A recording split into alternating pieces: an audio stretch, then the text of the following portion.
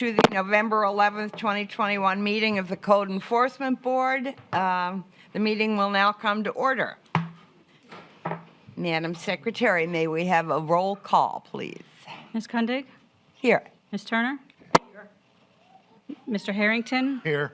Ms. Roby? Here. Mr. Gonzalez? Present. Mr. Reinhardt? Here. All right, we have a quorum and we're ready to go. And this is, everyone, this is Mr. Riggio, and he's filling in for Mr. Sino, our board attorney, for today. Okay. Everybody had a chance to read the minutes? Yes, ma'am. Any additions or corrections? Okay, is there a motion to approve? So moved. Second. Hold on, who made the motion? Mr. Harrington. All right, motion to approve, Mr. Harrington, second, Ms. Roby, all in favor, say aye. Aye. Like sign opposed, motion carries. Does anyone need to disclose any ex parte communication? Okay, are there any announcements? Yes, ma'am. Okay, Starting off on page 3, case number 3, CEB 07-21-202 will be appearing via Zoom. okay. And on page 4, case number 7, CEB 10-21-318 will also be appearing via Zoom. What number was that again? Seven. I'm sorry. 7 on page 4, another Zoom, okay? On page 6, case number 16, CEB 06-21-180, 437-439 North Caroline Street is in compliance, Oh, good. 11/10/21. Page 8, case number 23, CEB 11-21-352, 868 White Court is in compliance, 11/8/21. Page 9, case number 27, CEB 11-21-332, an Oak Street parcel is withdrawn.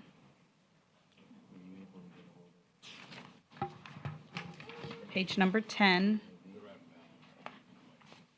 case number 31, CEB 11-21-344, 883 Loomis Avenue is compliance, 11/10/21. Okay, I have on page 13, case number 43, CEB 11-21-353 is going to be appearing via Zoom. And that's it. okay. That's good. On page 4, it was Zoom for case 7. It's going to be on Zoom. Okay. All right. Would our code officers please stand up and be sworn in?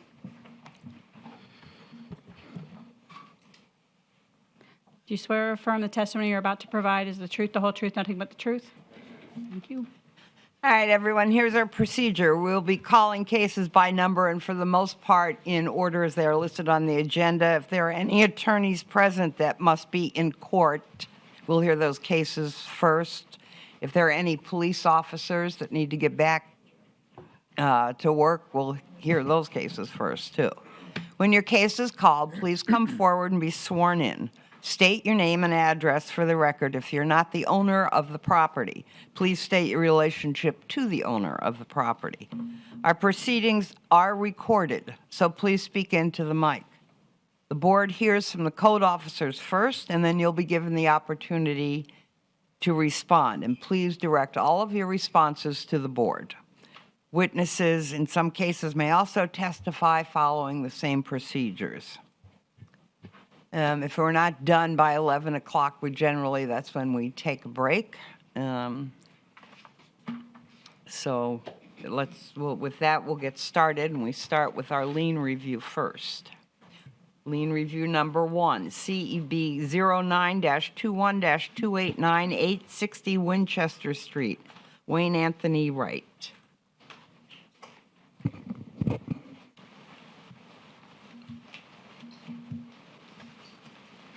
Good morning. Good morning. You be sworn in? State your name for the record.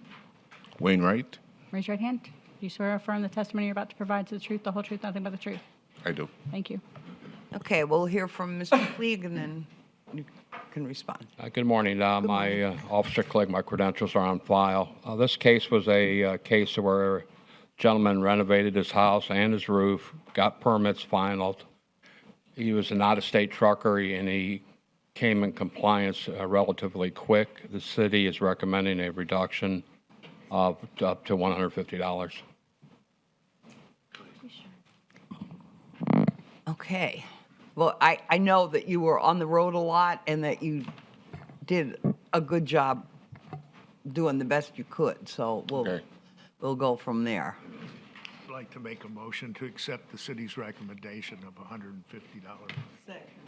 All right, we have a motion from Mr. Harrington and a second from Ms. Himes to reduce the amount of the lien to $150, subject to being paid within 30 days, or the fine will revert to the original amount. All in favor, say aye. Aye. Like sign opposed, motion carries. There you go. Okay, thank you. All right, now we're going to move on to our old cases, which means they were found in noncompliance before. And in most cases, that's what we're dealing with. Okay, so let's start with case number 1, CEB 10-21-307, Lawrence Vandenberg.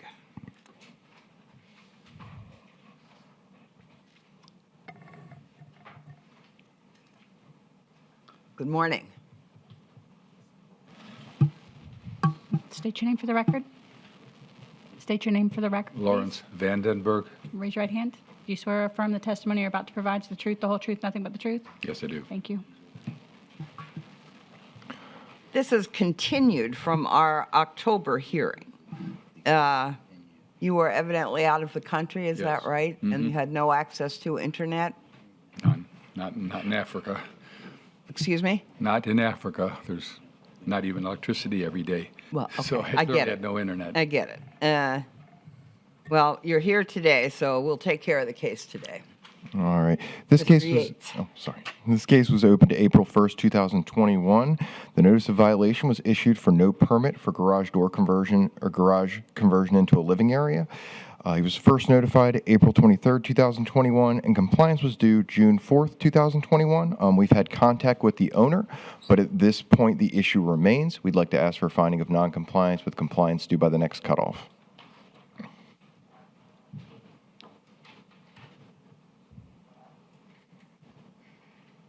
All right, Mr. Vandenberg, what would you like to tell us?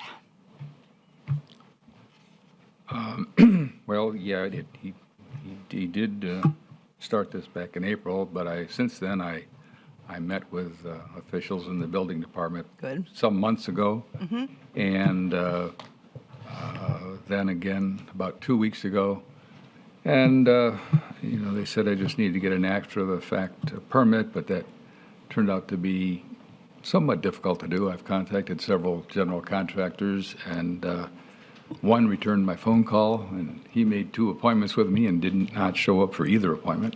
What? So I'm, A demo contract? no, general, I'm Oh, sorry. general, Yeah, I'm okay. a little nervous Why do you there. need a demo? That might be next. So I went to the tenant there, and I explained he might well have to move out, and he said, well, he had a lot of friends in the building trades, and could he buy the house? And I said, yeah. So I sold him the house, and we went to settlement. I've got a copy of the executed deed here. So it's all settled and done, and you don't own the house anymore? I do not own the house anymore, but I told him that he would have to take on this permit obligation. Correct. Do you have a recorded deed currently? Recorded, I've got the copy of the executed deed. The recording is out of my hands. Right. So it is still owned by him, as far as our understanding, until it is recorded. So we would like the finding of noncompliance. Well, that. All right, I understand your problem, and it's it's not going to be your problem, but, Well, I've been diligent in trying to correct I this. know, well, so- the county has to record it, and then, will we have to reissue something? You just continue this for a month, and that way you'll Wait, have it. wait, let's see.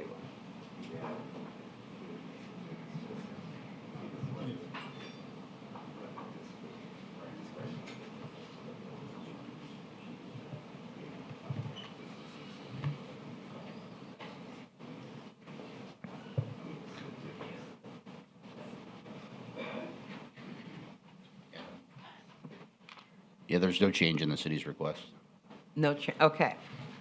All right. The chair will entertain a motion to amend the previous order of noncompliance and allow respondent until, now you have until 1/5, because we're not having a meeting next time. Is that how we're doing everything today? Okay. Until January 5th, 2022, to come into compliance, we return to a subsequent meeting for consideration of a fine of up to $1,000 per day until compliance is achieved. I assume by that time, everything will be recorded, but we don't know. Yeah. All right, such a motion? Motion, Ms. Himes, second, Ms. Roby, all in favor, say aye. Aye. Like, sign, opposed, motion carries. Thank you. Okay. Case number 2, CEB 0821238, Lewis Mitchell.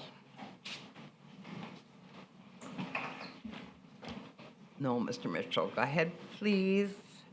Mr. Jean-Baptiste, good morning. Good morning. I spoke to the owner on Monday.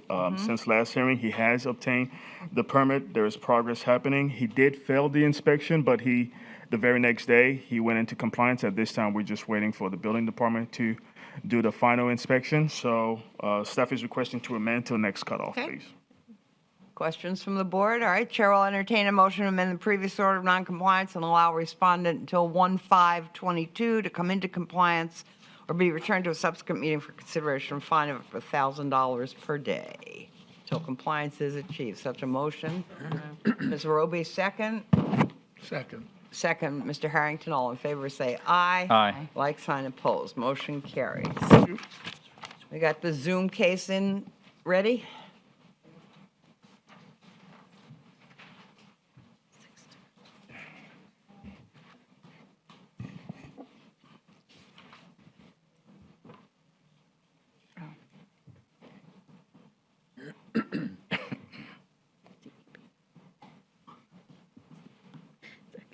This is Florentine Vassalou, I guess is how you say it, and I guess it's going to be Mr. Small. Is that Mr. Small there, I see? Yes, sir. Yes. Good morning again, Madam Chair and board members. Okay, we will hear from Mr. Garcia, and then we'll give you an opportunity. Thank you. He doesn't need to be sworn in, he's an attorney. Okay. Did you announce the case? I didn't hear. I'm sorry, case number 3, CEB, I probably didn't. Case number 3, CEB 0721-202. I just mentioned the name. Thank you. Go ahead. Good morning, Inspector Garcia, credentials on file with the city. Since the last hearing, I have had contact with attorney, Mr. Small, and a permit has been issued and progress is being made. Staff's recommending to amend to the February cutoff. They may in January be in compliance, but it's going to be close, so that we're talking Okay. about February. Yeah, let me see, do I have that date someplace? People have, anybody on the board have any questions? Yes, I have a question. Okay. Because this case has been before us before with the same boathouse issue. Right? What type of progress has been made? Well, with permits, I got in contact with permits and licensing. They said the revision and the variances has been approved. That was what was taking time. So they've been approved and permits have been issued, and they're able to move forward with the building. Yeah, you may recall that this was one of the projects that they started, and they kind of went outside the scope of the permit. Right. And they had to kind of pause and stop. They had to go back and get some variances. So they've gotten through that process of getting the variances, and they're back on track. That was kind of the lengthy part of the process. So we expect that this case will move forward like it should at this point. Progress is being made. Well, Mr. Small, sounds good to me. How about you? I agree with Mr. Garcia that February is a good time Okay. to revisit this. I have been in regular contact with zoning, permitting, and licensing. I met with them 2 weeks ago and physically inspected the site, reached out to Mr. Garcia, so we're keeping him apprised of what we're doing. We have open channels of communication, and I communicated to Mr. Garcia, zoning and permitting and licensing, that sometime in the January timeframe, we would expect to be complete. Assuming that that's the case, Good. there would be final inspection by permitting, and I think that it makes sense to move this to February rather than the first part of January. Thank you, ma'am. All right. Chair will entertain a motion to amend the previous order of non-compliance and allow respondent until 2/2/22 to come into compliance or be returned to a subsequent meeting for consideration of a fine of up to $1,000 per day until compliance is achieved. Is there discussion? 2/2/22, did you say? I think that's what it is, 2/2/22. Yeah. February. So moved. Who made, is there any discussion?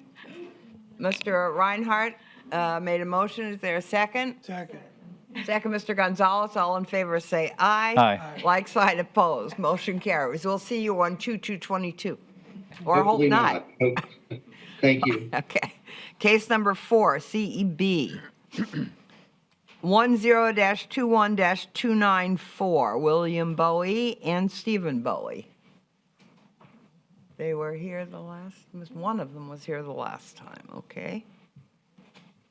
All right, all right, Mr. Garcia, what would you like to tell us about what's going on here? Since the last hearing, I have had contact with the owner, and I've not seen any progress. I have not been called to do a reinspection inside the property, and there is a life safety issue there.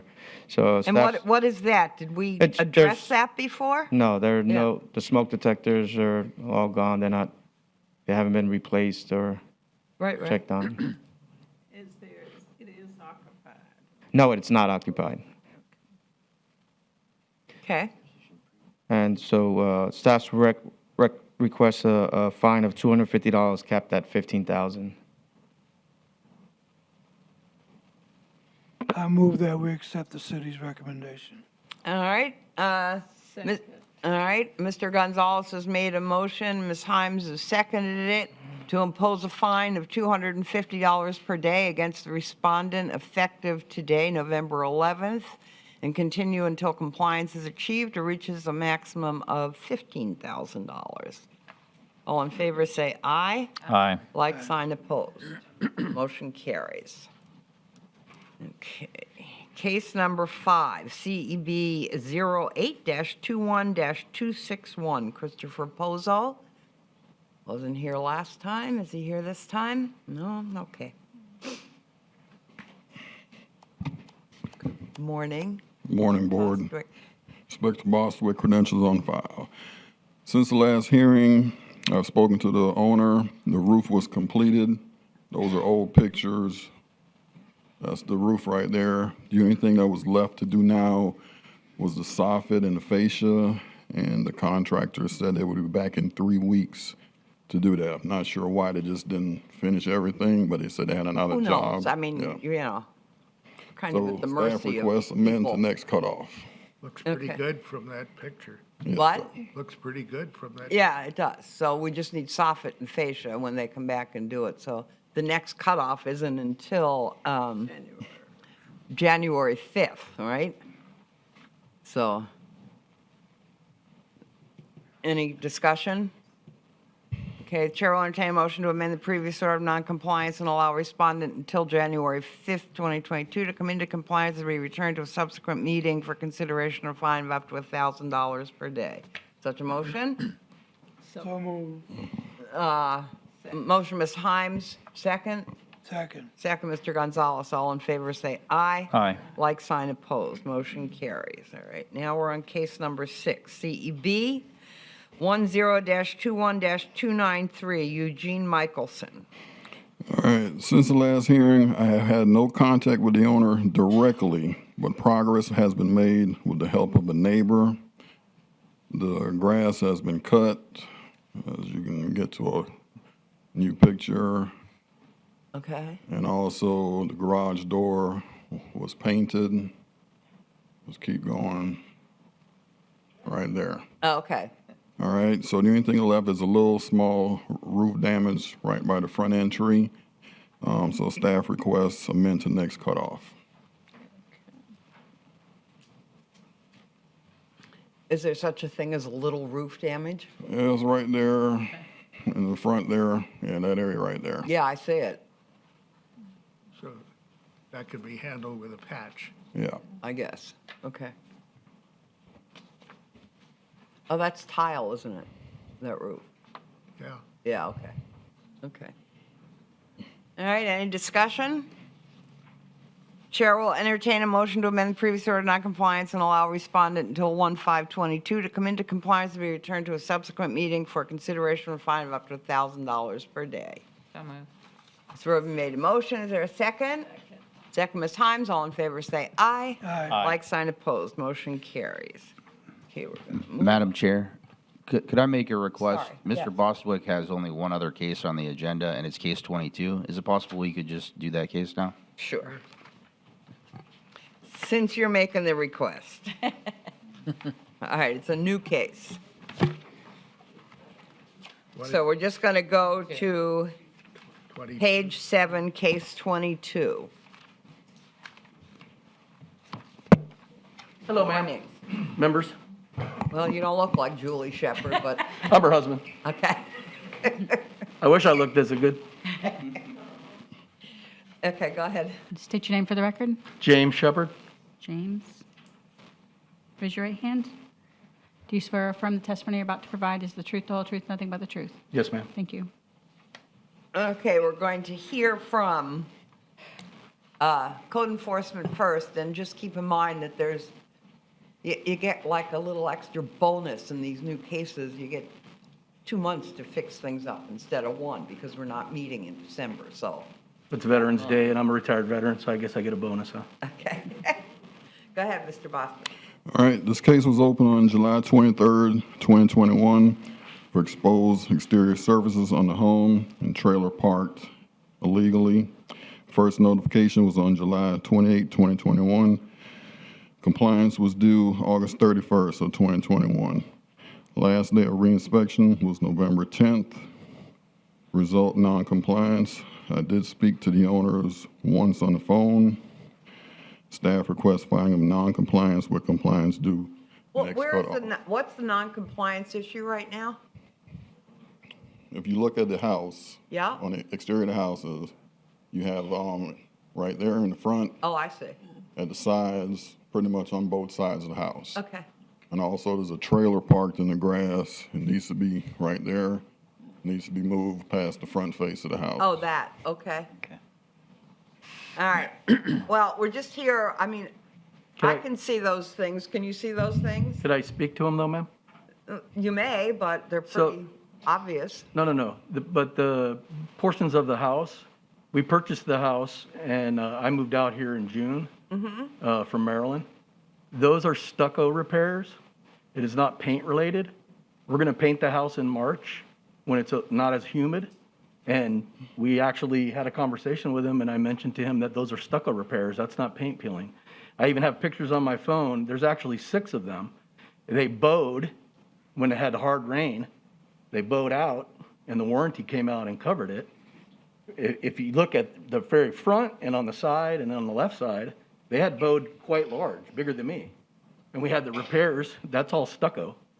We plan on painting this in March. So is that repaired? That has been repaired, restuccoed. There's actually 4 locations on the property that have been restuccoed. Why are you waiting till March? I just moved out here and it cost a lot of money. And the humidity is supposed to be much lower in March when we paint it. Because we're going to have to end up painting the whole No, entire the house. humidity's low in the wintertime, Okay. not in the summertime. Okay. We're brand new to Florida, Okay. man. And then the trailer piece, when I had called him, I wasn't understanding what he was talking about moving it. Can I move it even in the front there is our property. And I am new to Florida. I don't understand the Right, rules. well, it's a Daytona Beach, well, it's not Florida, but Mr. Bostwick can tell you what you need to do to come into compliance with that. And if I knew that, I would do that immediately. Well, good, so that's something you can do immediately. Yes, ma'am. Okay. Mr. Bostic, you hadn't talked to him before. Yes, I spoke to him on the phone one time. He asked me to come out the following week. I actually went out there. I called the number that he called me from. No one answered the phone. And that was the last contact I've had with the owner. Okay, any other comments? Question, Mr. Bostic. This case originated back on July of 21? July 23rd of 2021. Okay, and it's been the same owner? Yes, sir. And so we already found them in non-compliance at some point? No. No. This is, No? this is a new case, we're just doing non-compliance today. Okay. Non-compliance. We jumped ahead. And that's all we're doing today. Yes, We're ma'am. not doing anything more than that. on you. There's one case, sorry. Could I ask you, Go ahead. Mr. Bostic, what is your recommendation? Well, my recommendation is non-compliance with compliance due next cutoff. Which is not till January. It's up to the board to decide what they want to do. Okay. I'll make a motion. I move that we accept the city's recommendation. All right, motion, Mr. Gonzalez. Second. Mr. Reinhardt, to amend, well, to find the respondent in noncompliance. In order to the respondent to come into compliance by 1/5/22 or be returned to the board for consideration of a fine of up to $1,000 per day. All in favor, say aye. Aye. Like sign opposed, motion carries. Well, you have till at least January, so I would get on it as much as. Is it possible while I'm here to understand what I can do with my trailer? Yeah, you can move the trailer past the front face of the house. So on the left-hand side where it's parked Push it up back, above? push it back, Oh, okay, go past it. go past the Oh, front roger face that. of the house. That'll be done today. All right, Good, okay, thank you. All right, thank you. you're welcome. All right, let's go back to where we were. Are we on page 4 now, case number 7? Yes. CEB 10-21-318. This is a Zoom call, Saeed Ali Imam. Yes? Am I close? Yes? I'm sorry, Chair. That individual's email did not make the consolidated list. So I just sent them the Zoom link, so hopefully they should be back. We'll just continue on then with Yeah. cases, and then you let me know. Yes, ma'am. Okay. Okay. Go sit down, Sarah. Okay. Yes, and, sorry, Sarah. All right, case number 8, CEB 09-21-281, Willetta Harmon. This is Mr. Butler's case. Good morning. Good morning.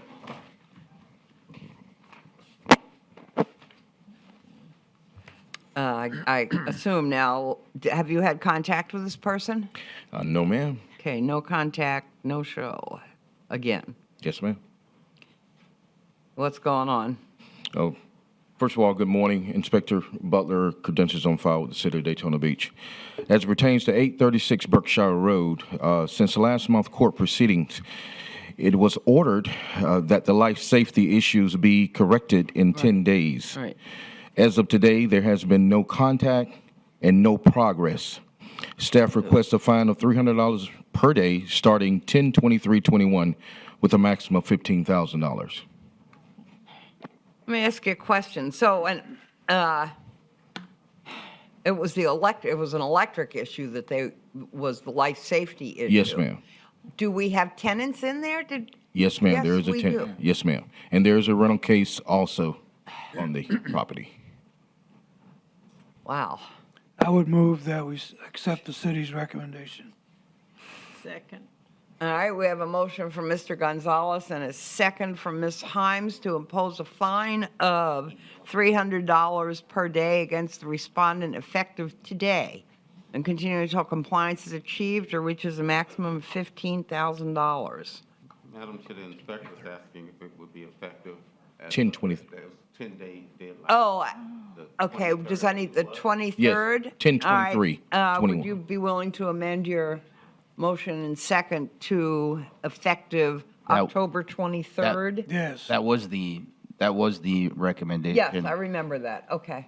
And that was the motion and the. Yeah, that, Okay. correct, October 23rd.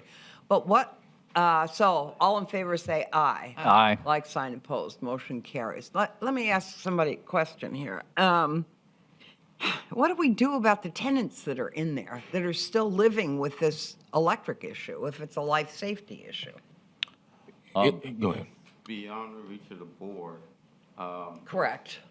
And I'm sure staff will continue. Okay. Monitor if it reaches the point where we have to take additional action, that'll be Okay. a staff decision. Yeah? All right. Okay. All right, let's move on to case number 9, CEB 10-21-303, William Berthrong. Mr. Berthrong here? He was here last time. He's not here. No. No, ma'am. Any progress? Yes, ma'am. Okay. Tell us about it. Okay, as pertains to 1241 Dalmacio Drive, since last month court proceedings, I've had contact with the property owner. He has done a lot of work. If you can see, go on with the pictures. I'll show you where he is currently now. Oh, this picture right here. All right, he's cut the grass. It looks great. He's already prepped the front of the house Yeah. for painting. Okay, the brick has been acid washed. So my recommendation is amend to the next cutoff. Okay. Making an effort. Yes, ma'am. Any comments? All right, Chair will entertain a motion to amend the previous order of noncompliance and allow respondent until January 5th, 2022 to come into compliance, be returned to a subsequent meeting for consideration of fine up to $1,000 a day. So moved. Second. Motion, Ms. Roby, second, Ms. Himes. All in favor say aye. Aye. Like, sign, opposed. Motion carries. Case number 10, Mr. Stenson, good morning. Good morning, John Stinson, Code Inspector with the City. My qualifications are on file. Okay, let me read this. Case number 10, CEB 09-21-274, Gloria McCowan. Yes, Hello, are you Gloria? yes, I am. Okay, thank you. State your name for the record. Gloria McCowan. Do you raise your hand? Do you swear and affirm the testimony you're about to provide is the truth, the whole truth, nothing but the truth? Yes, I do. Thank you. Okay. Ma'am, that we'll hear microphone's, co- ma'am, that microphone's adjustable. If it's a little easier, you can pull it forward for you. Okay, thank you. Okay. We'll hear from Mr. Stenson first, and then we'll give you an opportunity to speak. Go ahead, Mr. Stenson. Since the last hearing, I have been in contact with this property owner. There is a final inspection on the roof. It is pending. It is scheduled. I'd like to amend this case until the January cutoff. Okay, that sounds good. Is that all right with you? Yeah, it was finished. Well, what happened, when I texted Mr. Stinson on the 3rd, because they didn't come till the 3rd, and I know my non-compliance date You're was okay. then. Yeah. So, I'm thinking that Staying in is, contact's a good idea. Yeah. That works. Okay. I get that back, or you gonna? Good. All right. Chair will entertain a motion to amend the previous order of noncompliance and allow respondent until 1/5/22 to come into compliance and be returned to a subsequent meeting for consideration of fine up to $1,000 per day. Such a motion. Motion, Mr. Gonzalez. Second. Second, Mr. Reinhardt. All in favor say aye. Aye. Like, sign, opposed. Motion carries. She left. Okay, good. Let's see. Case number 11, CEB 10-21-295, Michael Malik. Mr. Malik here, he was not here last time, but you had contact, any contact this time? There's been no contact since the last hearing.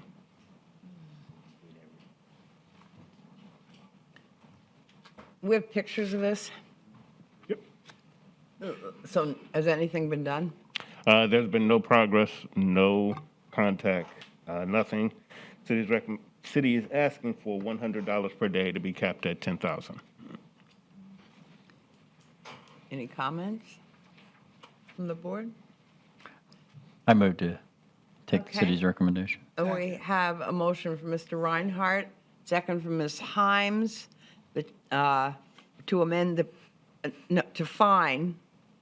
impose a fine of $100 per day, effective today, and continue until compliance is achieved or reaches a maximum of $10,000. All in favor say aye. Aye. Aye. Like sign opposed, motion carries. All right, case number 12, CEB 10 can I ask you a question and go back to that? Does anybody live there? Yes, they do. Okay. All right. So we'll go to case number 12, CEB 10-21-296. Isabella Rocco wasn't here last time, and you had no contact. What's going on? No, since the last hearing, there's been no contact, no change in property status. The city is asking for $100 per day to be capped at $10,000. Is this occupied? It is not.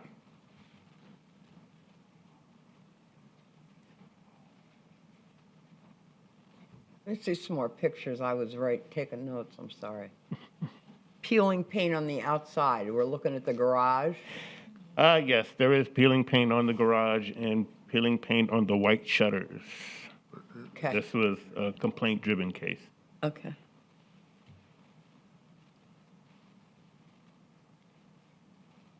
And the recommendation. The recommendation was 100 up to 15 or 10? 10.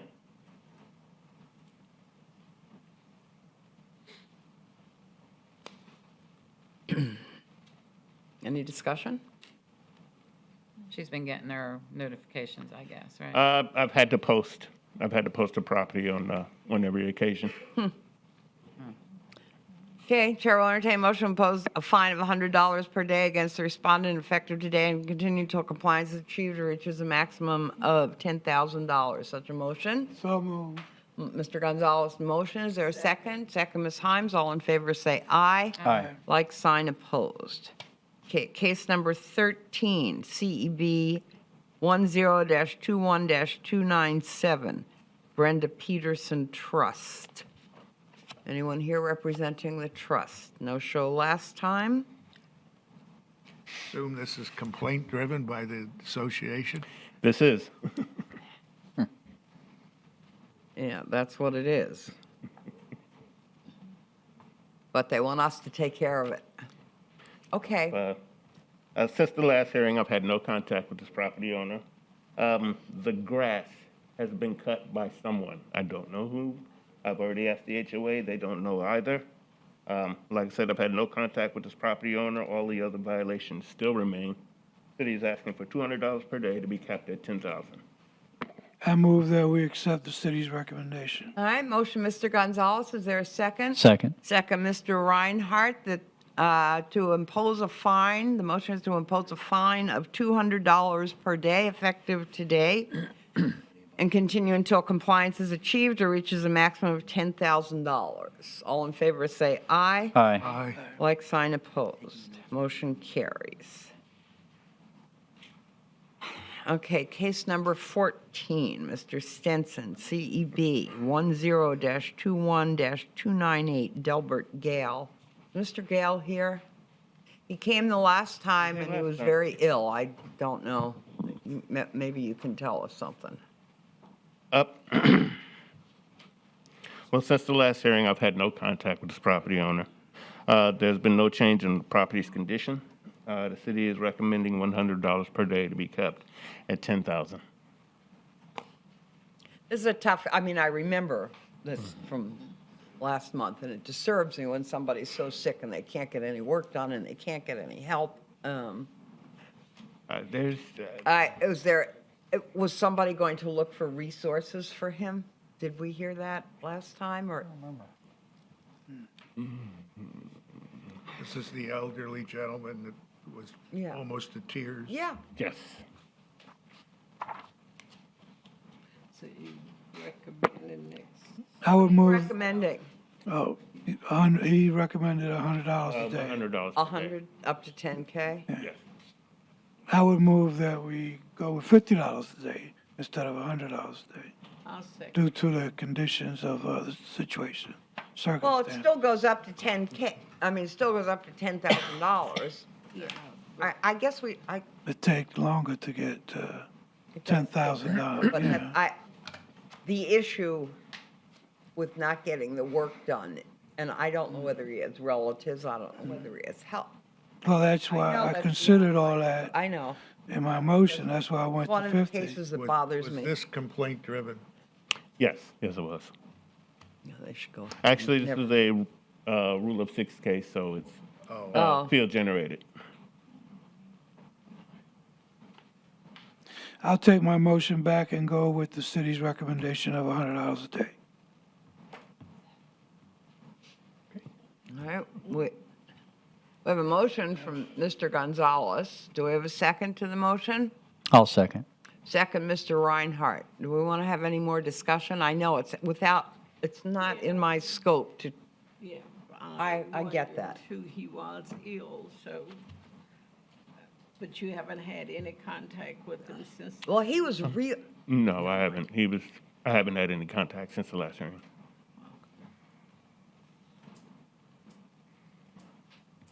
Well, I kind of want to amend it to the next meeting. January. Just in case, he might have been in the hospital or. absolutely. I mean, that man had me in tears last time, and I know that's not a really good way to rule on a case, but I don't think he has. Well, there is a motion on the floor. There is a motion on the floor, and we're going to vote on that. All in favor, the motion is to impose a fine of $100 a day, up to 10K, effective today. All in favor, say aye. Aye. Like, sign, opposed. No. No. No. All right, so that motion fails. Let's have another motion. It was, I thought it was 4-2. 4-2. I didn't hear everybody. Can we have a roll call? All right, let's have a roll call. Mr. Harrington? No. Ms. Roby? no. Ms. Himes? No. Mr. Gonzalez? Yes. Mr. Reinhardt? Yes. Ms. Kundig? No, 4-2. 4-2. Okay, we need another motion. I motion that something. we, Something like an auto fine. cut off. Okay. At the end, there's nothing. Okay, well, the motion is to amend the previous order of noncompliance and allow respondent until January 5th, 2022, to come into compliance and return to a subsequent meeting for consideration of a fine of up to $1,000 per day. But Second to that? Second. Second, Ms. Roby, all in. I have a question. Go ahead, discussion. Yeah, discussion. I mean, it's all well and good. We understand that he's ill and all that. And that's why I made the motion of I know, $50, but the board didn't Right, I know. deal with that issue. But I think it's unfair to other people that have as many violations to just set this aside. I think we need to send him a message that either he's got to send somebody here to talk for him if he can't come, or he's got to do something other than we just pass the buck. I don't disagree with what you're saying, and I know that you're always very alert to issues of consistency and fairness. But my thing is. But once in a while, there are exceptions is where I go. He That's was all. willing, when he was here last time, he was very proactive about doing stuff. And that's why, with no contact, I find it hard to believe that. He was almost not able to be here last time. Is there anything, Mr. Simpson, we could do to find out, to let him know, or? I can attempt to contact again. The issue here is that if the individual is not communicating with us, then we can't provide I know. information to you. I know. So we can't just Correct. assume anything. I'm not disagreeing. Okay.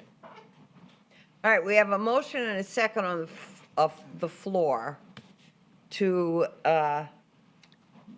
amend the previous order and give them till January 5th to come into compliance. So we need a vote. And we'll have a roll call vote. No, we didn't. All in favor, say aye. Aye. Like, sign, opposed. Opposed.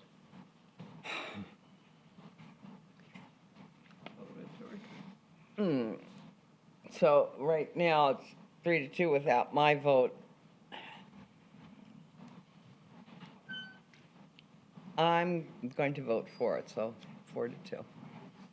So we'll hear the case again in January. See if anybody's been able to get in touch with him or there's any progress. If he doesn't, then we find him in jail. Correct. Correct. Okay, let's move on. Sorry, Bobby. Okay. Case 7 is here. And The Zoom, okay, what case was that? Do you- 7. 7, all right, let's go back to case 7. We have a Zoom call, case 7. That is on page 4. Well, oh, Ms. Kirk again. CEB, this is case number 7, CEB 10-21-318, Saeed Ali Imam. How's that? Okay? Yes, ma'am. Yes, Your Honor, that's correct. You can call me Ali. All right, we'll call you Ali. Thank you. You're welcome. State your name for the record, please. My legal name is Syed Ali Imam. Raise your right hand. Do you swear or affirm the testimony you're about to provide is the truth, the whole truth, nothing but the truth? I do. Thank you. All right, we'll hear from Ms. Kirk and then we'll get to you. Okay, thank you. Good morning. My name is Sarah Kirk, Inspector of the City. My credentials are on file.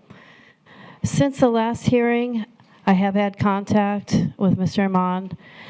The outside storage was removed. However, the permit is still in non-compliance. I re-inspected the property yesterday. It's non-compliance. Staff is requesting a $100 a day fine to a max of $15,000. Okay, I have a question. So there was a permit Yes. that expired. Has there been application for a new permit? No. Okay. It expired 12/10/18. Oh. I would like to remind the board too, this case is over a year old. Yeah, I see 11/13/2020, yeah.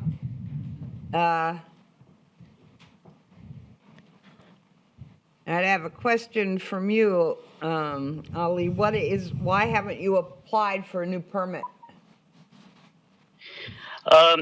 Your Honor, it is not that I have not applied for a permit. I was asked to renew the permit, and when I went to renew the permit, there were certain requirements, additional requirements that were imposed, which required me to go to an engineer, which required me to get some architectural designs. And that in itself is taking time.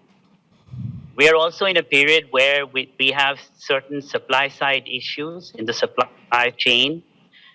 So this is not something that I want to do immediately, even after I have gotten the requisite work done by the engineers and the design team. And it's not that I have not contacted the engineers and the design team. I have. In fact, most of that is almost done, but it has taken some time. Now, I just want to make a clarification that I am on exactly the same page as the building department, which is that I want to renew or get a new permit. I did try to renew the permit. They wanted me to get a new one. It doesn't really matter whether it's a new permit or the old permit is renewed. So I'm on the same page as them, and I am, so there is no disagreement on that whatsoever. However, the way we have approached to the point where we are now, the building department has looked at certain Florida Building Code regulations, and in my humble opinion, interpreted them in a manner which is not what they appear to say prima facie.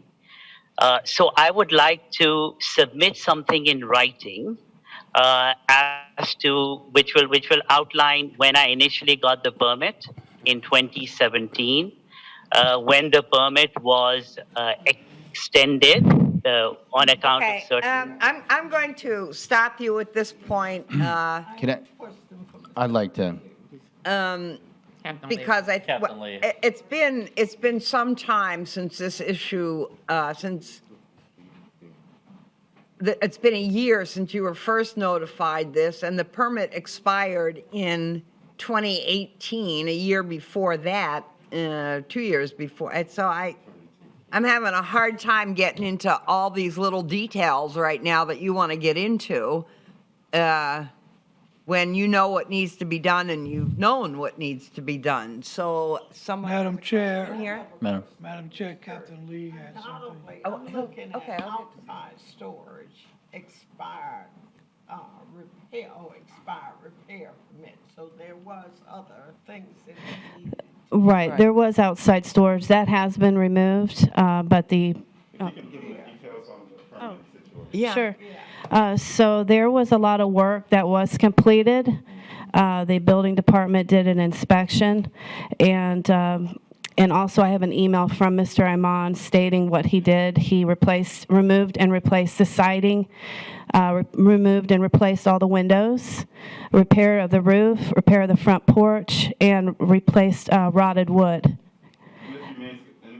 Right, and it's an incomplete permit. It was never finalized. It expired in 2018. He was notified what was needed, and he still hasn't brought that forward. No one lives there, is that correct? That's correct. Where do you live, sir?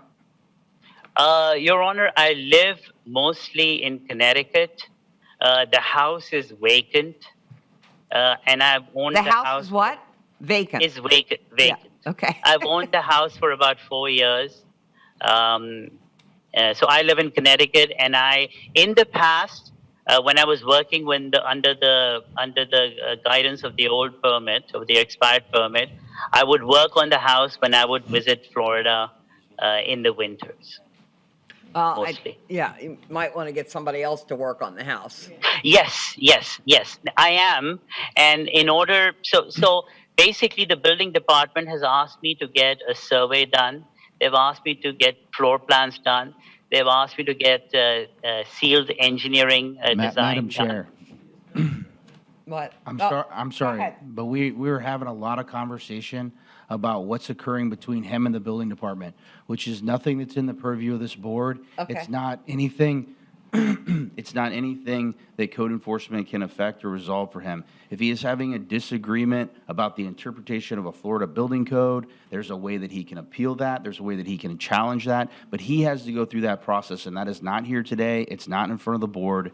Okay, that's true. We're dragging out this conversation and muddying this up when okay. the city has made a very generous, in my opinion, very generous request of $100 a day. Yeah, that's true. And I want to make a Yes. motion that we, Mr. Gonzalez is making a motion. that we accept the city's recommendation.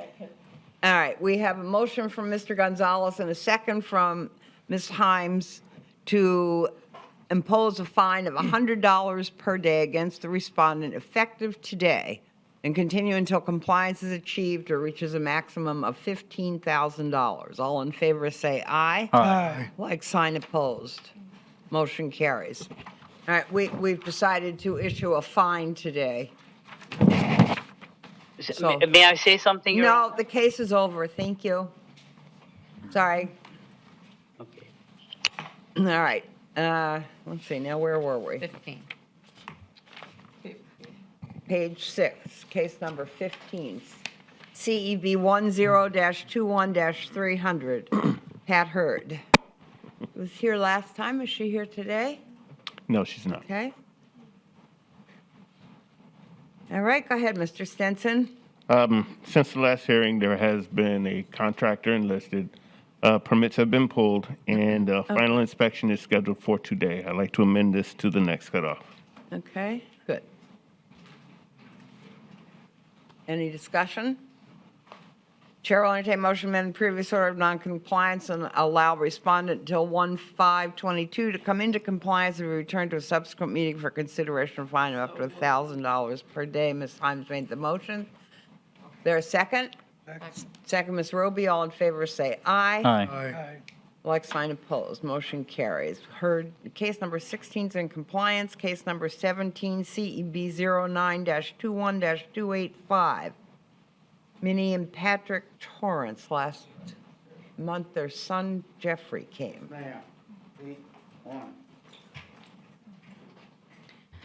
Okay. State your name for the record, please. Jeffrey Torrance, 375 Walnut the Sun. Jeffrey Torrance. Okay. And Mike Fitzgerald, City of Daytona Beach Code Enforcement. raise All your right. right hand. What? Do you swear or affirm the testimony you're about to provide is the truth, the whole truth, nothing but the truth? Yes. Thank you.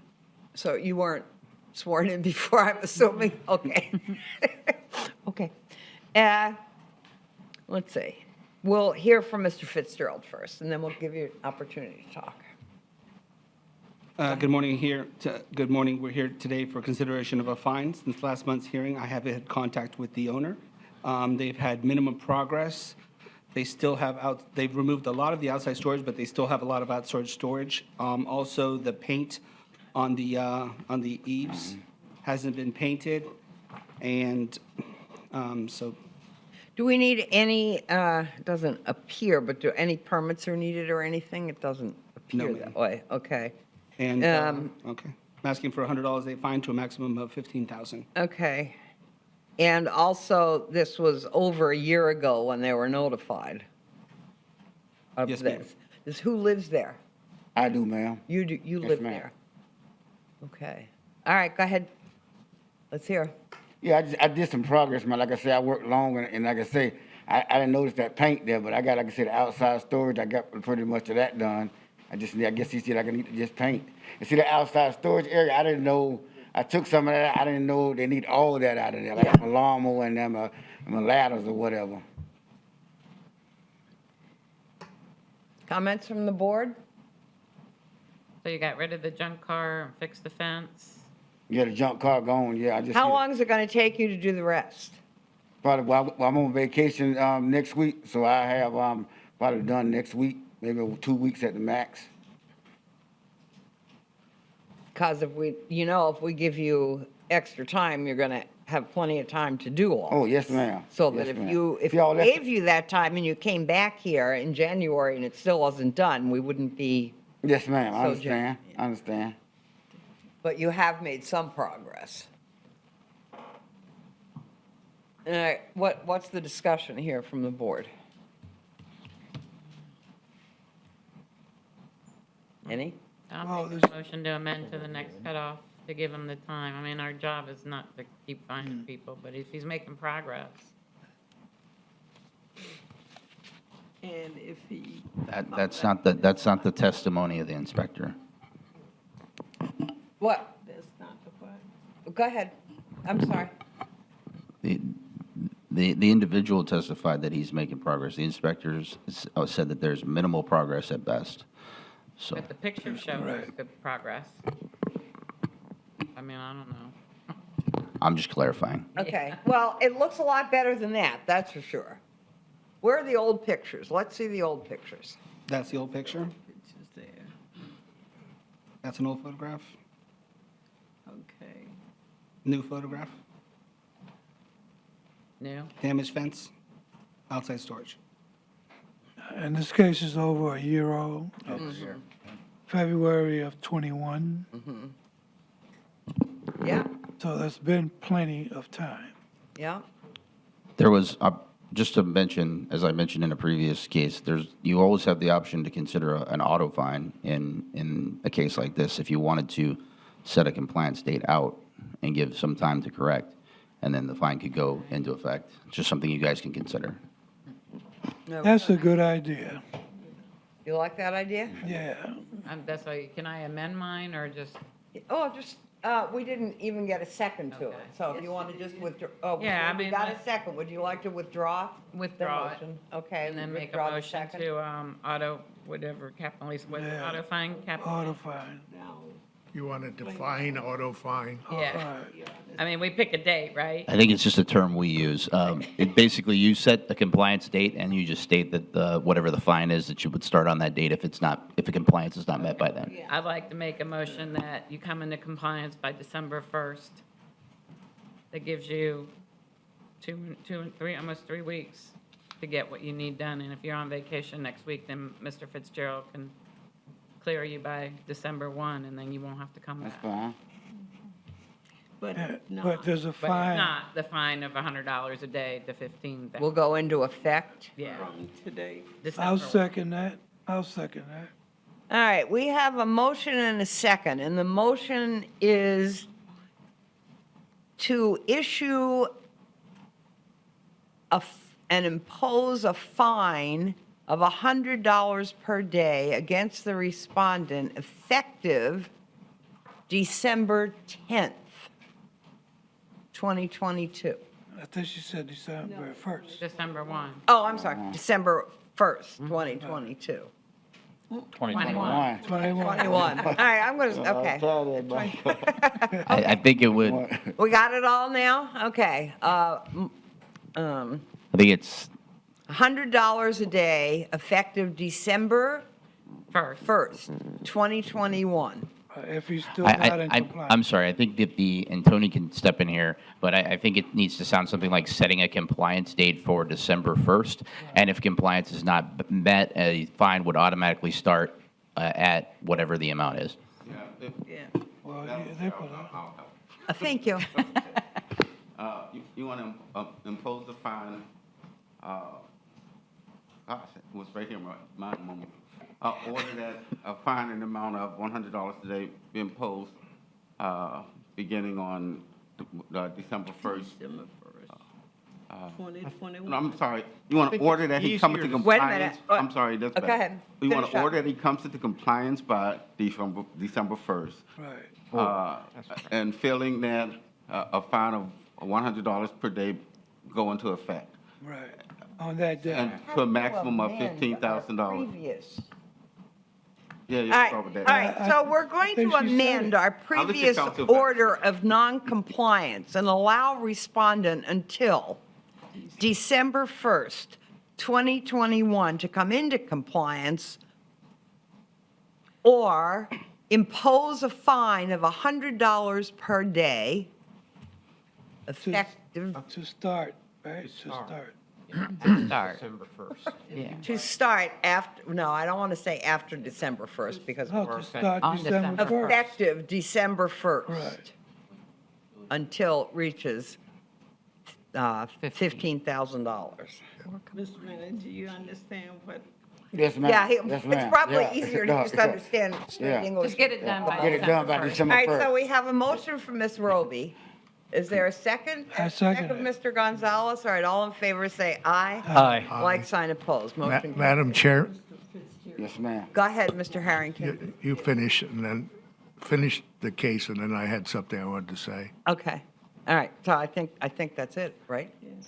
All good, so just get it done by December Yes, 1st, and we ma'am. won't have to see you again. I- Steve, Mike, thank you. All right, be- Madam Chairman, Go ahead. I would humbly request that if we are going to continue to use this motion, that you put it in writing and see that each board member gets how that's framed. Right, I agree with that. Yeah, we need, because I don't think we've ever really used that motion before.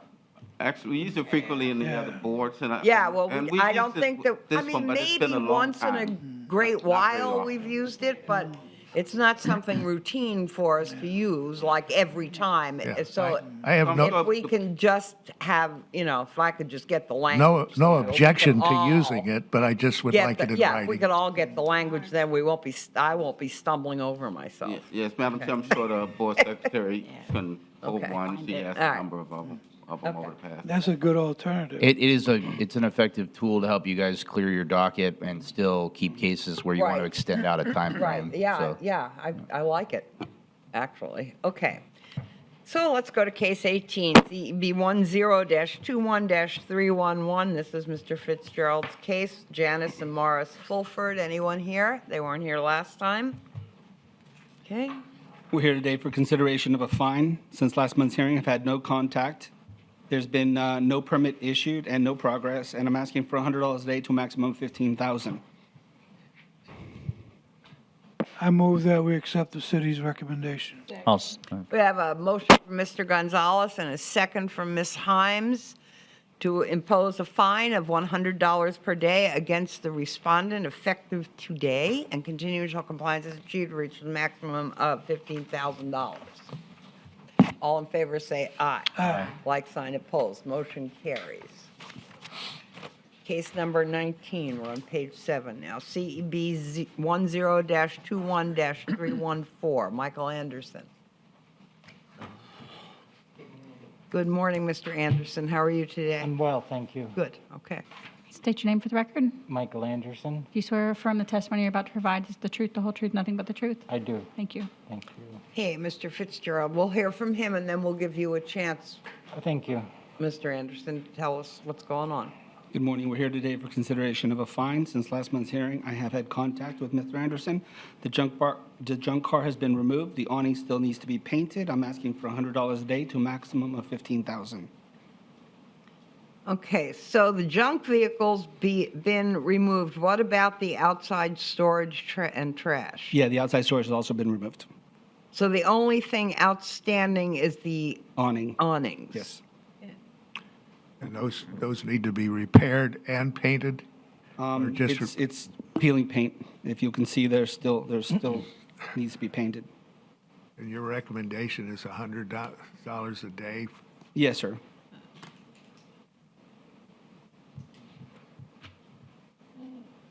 Can you get this painted right now? Now that I know that that's what needs to be done, I can get that done. I haven't received an email reply or a phone call reply since this started. Last week I called every single morning and left a message and no one has called me back. Now that I know what needs to be done, I can have that done before the next meeting. It had tree branches and so forth, so there's it was dirty, so I had that cleaned, I had the junk car removed, the other things were done. At the last time I was here, the only thing left was the junk car to be removed, and the tenant, the day after the court hearing, sent me pictures, and I emailed those to Mr. Fitzgerald and let him know and asked what else needs to be done. It's hard to do things when I don't have guidance. Now You don't have what? Guidance. Now that I know that's what we need to do, I can get that done. Yeah, I've spoke with the gentleman multiple times, and I've got multiple emails. When did from I him. speak to you? And we've talked about the awning, but the awning was sort of painted because it's different from what it was in the original paintings. You're in the, speaking to I'm the owner, I've never spoken to you. Oh, okay. Yeah. Okay, excuse me, but it seems like this case started back in July of 21. So there's been plenty of time in between, and you've been here before due to the inspector's visits and your notifications. So you've been aware. Now, I would like to make a motion that we exercise this auto fine that we just used, because it seems a similar situation Okay, as to the one we just did. okay. I would Auto agree with fine. it because Everything but the $100 a day for spray painting an awning could be rather a ridiculous fine. Well, So this way- now that today I know what needs to be done, I can get that done. How quickly? Well, I have to, hire somebody, but, Right, you have to hire. By when can you have it done? by the next time we appear here. Why don't we give them No. December, like, Right, yeah, to make that. Go So, ahead, Mr. Himes, Ms. Himes. Who have you been in contact, and he said he's never talked to you? He said, we've talked, and he said that he's had an injury and Yeah. that he's replaced I've had conversations and, Okay, yes. on the phone. It was on the phone, so I don't. You were here last time, And I was here too, last time, and he was here with last him. Right, this is your case. Yes, ma'am. so I You would, don't remember talking to him? I've left messages, I've sent emails, I've never received a reply to emails or a phone call with Mr. Fitzgerald. or Danielle at the buildings department. Last week, I called 3 times to get, or the code enforcement department, to try to get some guidance on what needs to be done. Now that I know that that's what we need to do, I can get that done. So I would like to make a motion Okay. that, that we, give them an extension to, come into compliance by December 21st. If not, then on that same day, the city's recommendation of $100 a day will start. All right, Mr. Gonzalez has made a motion to amend the previous order of noncompliance and allow respondent until December 21st, December 1st. Like the other case. the equal 2021, December 1st. to come into compliance or impose a fine of $100 a day up to $15,000 against the respondent To on start. December 1st Right. if compliance is not achieved. Yes? Second. That's it? Okay, is there a second? Yes, she said. Mr. Harry? Oh, second, Mr. Roby. All in favor, say aye. Aye. Like sign opposed, motion carries. So you have till December 1st. And Thank if you. you don't get it done, but and you have to call him. I have been. Well, Mr. Fitzgerald will respond to your calls, and especially, I mean, he just will. Okay. And If for some reason you have a hard time reaching Mr. Fitzgerald, you can call 386-271-CODE, and that's the main number. You'll get our receptionist at the desk, and they'll get a hold of the supervisor, which is Mark Jones, and they'll help you with your concern. Okay, thank you. just get it done, and particularly get it done when you're finished and you want it inspected, because Mr. Fitzgerald's going to have to come out and look at it. I'll email him pictures like I have been. Okay. Yes. he has. Okay, fine. All right, thank you. Thank you. Case number 20, CEB 10-21-315, Darrell Jones.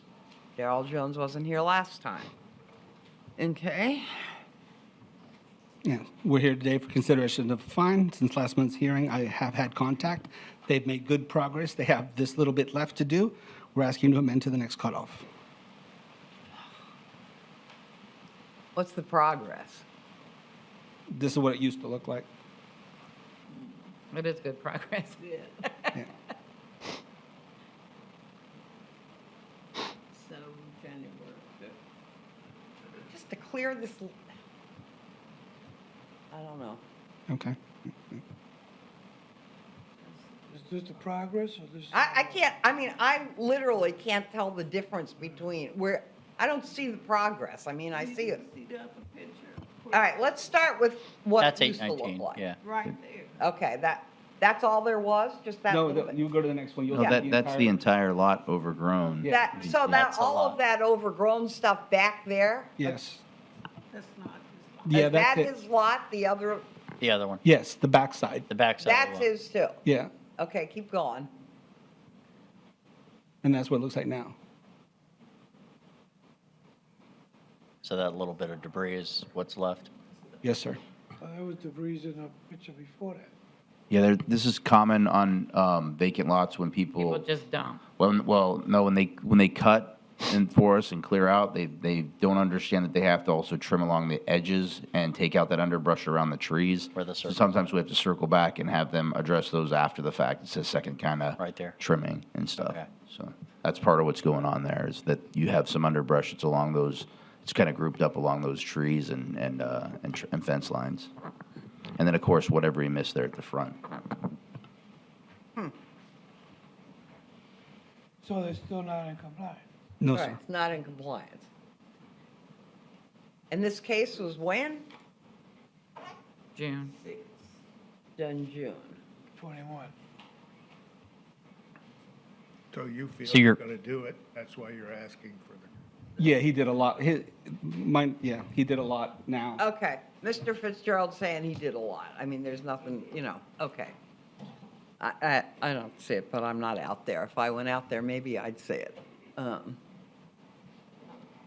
So I guess, Move to the next cutoff. yeah, the chair will entertain motion. So Mr. Harrington's made a motion to amend the previous order of noncompliance and allow respondent until 1/5/2022 to come into respondent's compliance, return to a subsequent meeting for consideration of fine of up to $1,000 per day. Mrs. Himes seconded. All in favor say aye. Aye. Like sign opposed, motion carries. Case 21 CEB 10-21-317, Kenneth Clank was here the last time and coming this time.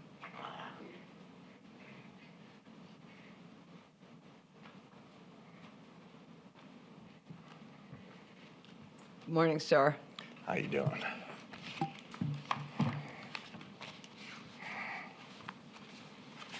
State your name for the record, please. Ken Klink? Do you swear or affirm the testimony you're about to provide is the truth, the whole truth, nothing but the truth? Yes, I do. Thank you. All right, Mr. Fitzgerald, what can you tell us? We're here today for consideration of a fine since last month's hearing. I had contact from him yesterday. Some progress has been made. The glass door still needs a permit, and the concrete driveway still needs to be repaired. What's your recommendation? I'm asking for a fine of $100 a day to a cap of $15,000. Okay, let's see these pictures. I'm sorry, I take notes sometimes and I'm just missing the way it was and the way it is. That would be the way it was, Mm-hmm. and that was yesterday. And your recommendation Was $100 a day. What's fine. left to do? Permit for the sliding glass door. Okay, Concrete driveway, you'll see the circle. Outside storage, which would be the pieces of wood. Yep. And on the other side, you'll see some other things. so. Very, very minor of the outside storage left. Okay. Here we have, so we're not operating the business then out of this house? No, I don't think so. Okay, that's important. Questions, comments? You. Can I speak? Yes, you may. Go ahead. Okay. In fact, Tuesday, I came up here to find somebody that I could talk to get some power so I could, because this gentleman right here, they gave me Officer Scott Lee's number. I called Officer Scott Lee up and told him the situation, and then I got another call Wednesday, and I talked to a code enforcement officer there. He went over the whole case with me and told me everything I had was all right. And he told me the only thing that I Who needed. did you talk to? I don't know. The guy, after I dialed the number and talked to him, somebody else called me up. And You spoke with Mark Jones, who's in the room if we need to. and we talked about everything else, and he said that the only thing that I didn't have that they looked way back was a permit on the sliding glass door. So I went down and right away yesterday and got all the stuff ready, and the only thing I have to do is I got to get a number on the door. Now, just like the other gentleman, I called him more than 30 times, my secretary, my men, everybody. I'm a Marine. I got 1,000 days of combat. I've owned businesses here. Goose Feed Store, Bonanza Car Wash, Turtletail Motel. No respect whatsoever. None. In fact, when I talked to these other people, they said they were going to discipline him. Because half of this stuff is all brand new, because none of that stuff is there. He said he seen it yesterday. None of this stuff was there yesterday. In fact, the first time I got to talk to him was yesterday, and I told him about the sliding glass door, and I told him that that's what the other people said that was the only thing illegal. He didn't even know about the sliding glass door. He's never talked to me. He's never said anything. I've asked him to meet me over there. All right, okay.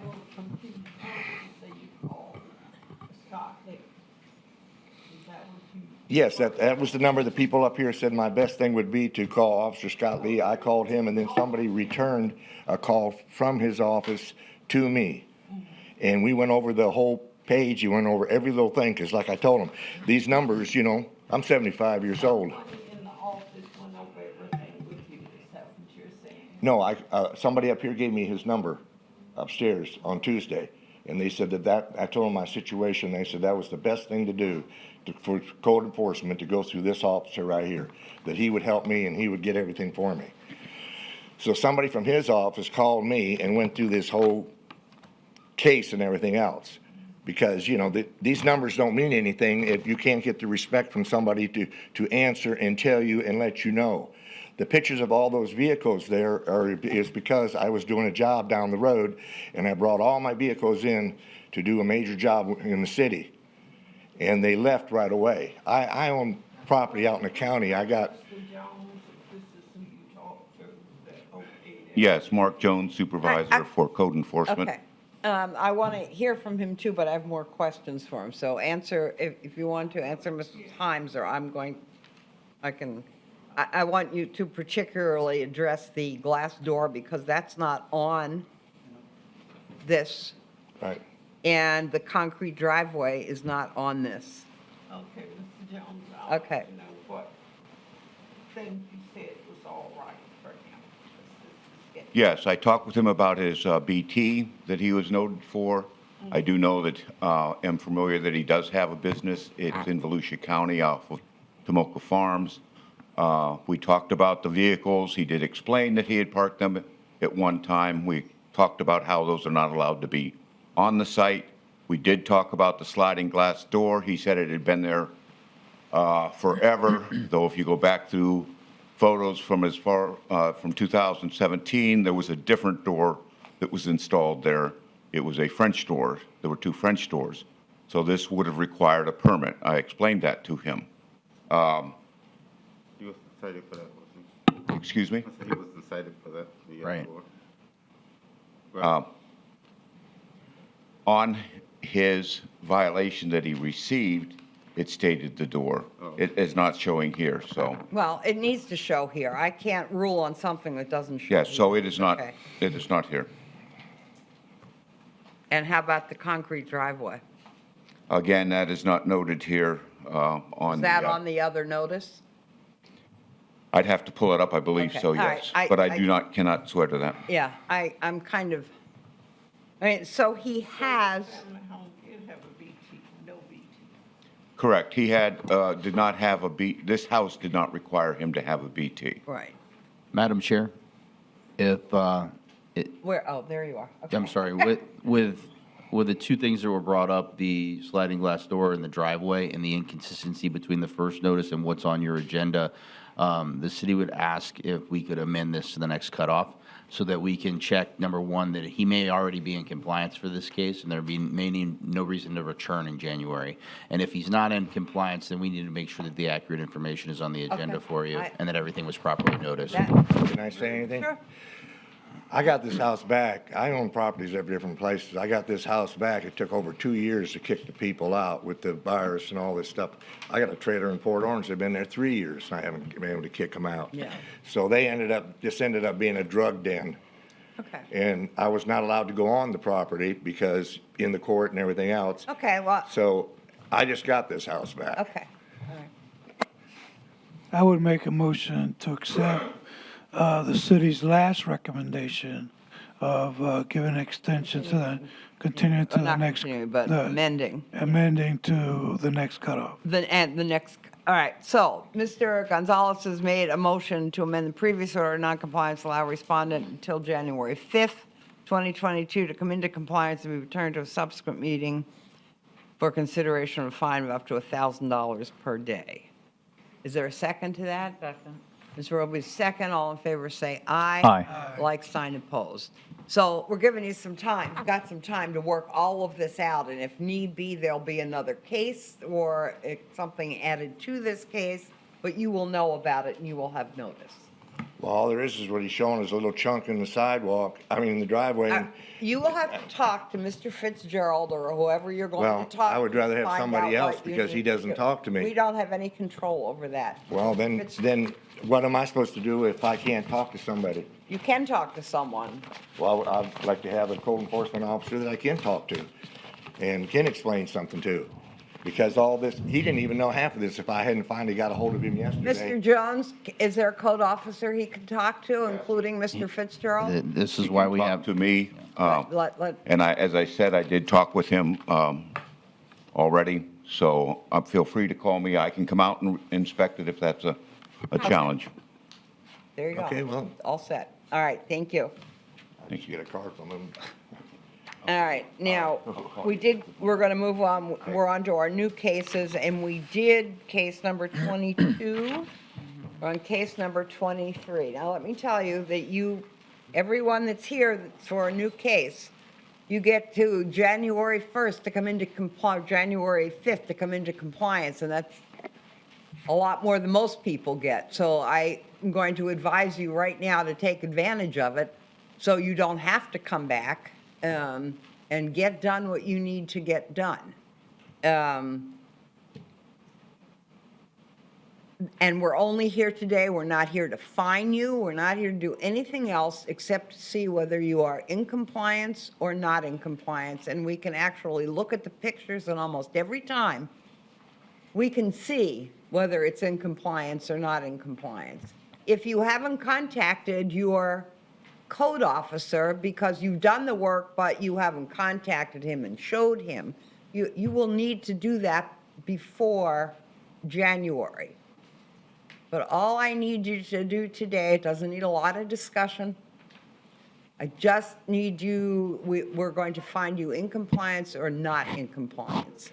And if we see the preponderance of the evidence that's presented by the city and the pictures, if it's not in compliance, it's not in compliance, but you have until January to get into compliance.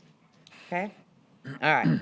So let's start, I think, case number 23, right, is in compliance. Case number 24.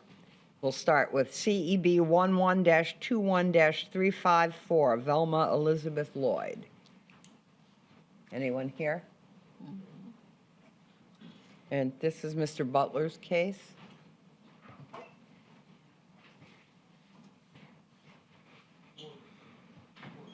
Good morning. Would you like, so you don't have to stand up here? Do you want a microphone? No. Okay. And who are you, sir? Roy Simmons, I'm cousin to Velma Lloyd. Did you say Roy? Yes. Roy Simmons and his cousin, okay. Mr. Roy. So be sworn in, sir. I'm sorry, say your last name again? Roy Your Simmons. last name? Simmons, Okay. S-I-M-M-O-N-S. Sorry. Do you swear or affirm the testimony you're about to provide is the truth, the whole truth, nothing but the truth? Yes. Thank you. Madam Chair, if I can ask, Ms. Simmons, Ms. Lloyd said it's okay for you to represent Yes, her? yes, You're here on her behalf? on her behalf. Okay. Velma lives in Houston, Texas. Okay. Oh. Okay. All right, Mr. Butler, what can you tell us? Okay, good morning. As it Good morning. pertains to 1609 Florida Street, this is a field-generated case. I conducted a site inspection on February 23rd, 2021, where it was determined there was several violations: landscaping, dilapidated fencing, no house numbers, and junk vehicles at the property. First notice received on August 18, 2021. September 29, 2021, the violation was to be in compliance. Last date of reinspection was November the 8th, 2021. Result of my reinspection was non-compliance. I've had several contacts with the property owner, staff requests finding them non-compliance next cutoff. Okay, let's see, so the landscaping hasn't been maintained? Or That's has- correct. Okay. There are no house numbers, That's correct. and the fence is dilapidated, That's correct. and are there still junk vehicles? They're both in the backyard, yes. Okay, we can see that. Can you see that? There were about 4 vehicles in the yard. I've got 2 of them moved. Okay, good. I'll have those moved by, if I can have some more time. Well, you get till January Yeah, I'll 5th, have so them that moved should before then. that should give you plenty of time. Okay. Okay. And Easy. I didn't know that I had to remove that fence. You have to What fix it, I don't think you. Right, it's just I don't- dilapidated. Same conversation we had when we were on the Yeah, phone. I thought you were referring to that wire fence on the Yeah, you have west that. side. I did remove It's on the the wire right fence. side as well, but then that section right there needs to be Okay, I can get that repaired. repaired. And yes, Okay. All right. All right, so that's good. Just And stay, it's, just stay in touch. Chair will all right. entertain a motion to find respondent in non-compliance or respondent come into compliance by the next cutoff date, which is 1/5/22, So moved. or be returned to the board for consideration fine of up to $1,000 per day. Mr. Reinhardt made a motion, Ms. Himes the second. Mr. Harrington has left for a minute. All those in favor say aye. Aye. Like sign opposed, motion carries. You haven't. But we didn't finish hearing him out. He was talking, I, President. Are you finished, sir? Are you finished talking? Me? Yes. Well, I wanted to, He had something to say. if I could go to 45 and I could leave. to do what? Sorry, I can't Case understand. 45? Do you have a second case? Is that? Yeah. Oh, you have Okay. another case. All right, case 45. We will do that on circumstances. Would be good. Who did that motion? Did we vote? That motion? Yeah, you said it all. We did. You said a It was lot. Mr. Harrington and I said, Now we're gonna, Ms. Himes seconded. Who made the motion? I did. All right, Mr. Reinhardt made the motion, Ms. Himes seconded. All in favor say aye. Aye. Like sign opposed. And Mr. Harrington was absent for that vote. Right. Okay. All right, now we're doing case 45, and this is Willie. Does somebody live in that other house? No, So it's a vacant house? yes. All right, hold on here a second. Which number are we going to? 45. 45. Well, now we're on page 13, 13. case 45. and what's your relationship to Miss Lloyd? Cousin too? That was my aunt. She's deceased. Aunt, okay. Is that house vacant also? That's a empty lot. It's a vacant lot. Oh, vacant, okay. Guess if I would have read that, I would have seen it.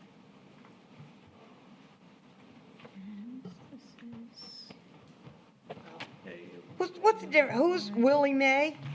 She's an aunt, That's your aunt. deceased. Okay. And where does she live? She's Deceased. Well, she's deceased. Deceased. Okay. All right, got it now. Well, Mr. Garcia, go ahead. Inspector Garcia, with City of Daytona Beach credentials on file. This case was opened on April 21st, 2021 as a field-generated case for overgrown grass and weeds and a damaged fence, trash, and debris. Notice was posted on July 21st, 2021. The compliance deadline was on August 2nd, 2021. And the last day I re-inspected was on November 2nd, 2021. The result of my inspection, finding it in non-compliance, and I had no contact with the owner. Staff's recommending a fine of non-compliance and compliance by the January 5th cutoff. Okay. Oh, it has been cut and cleaned, the debris.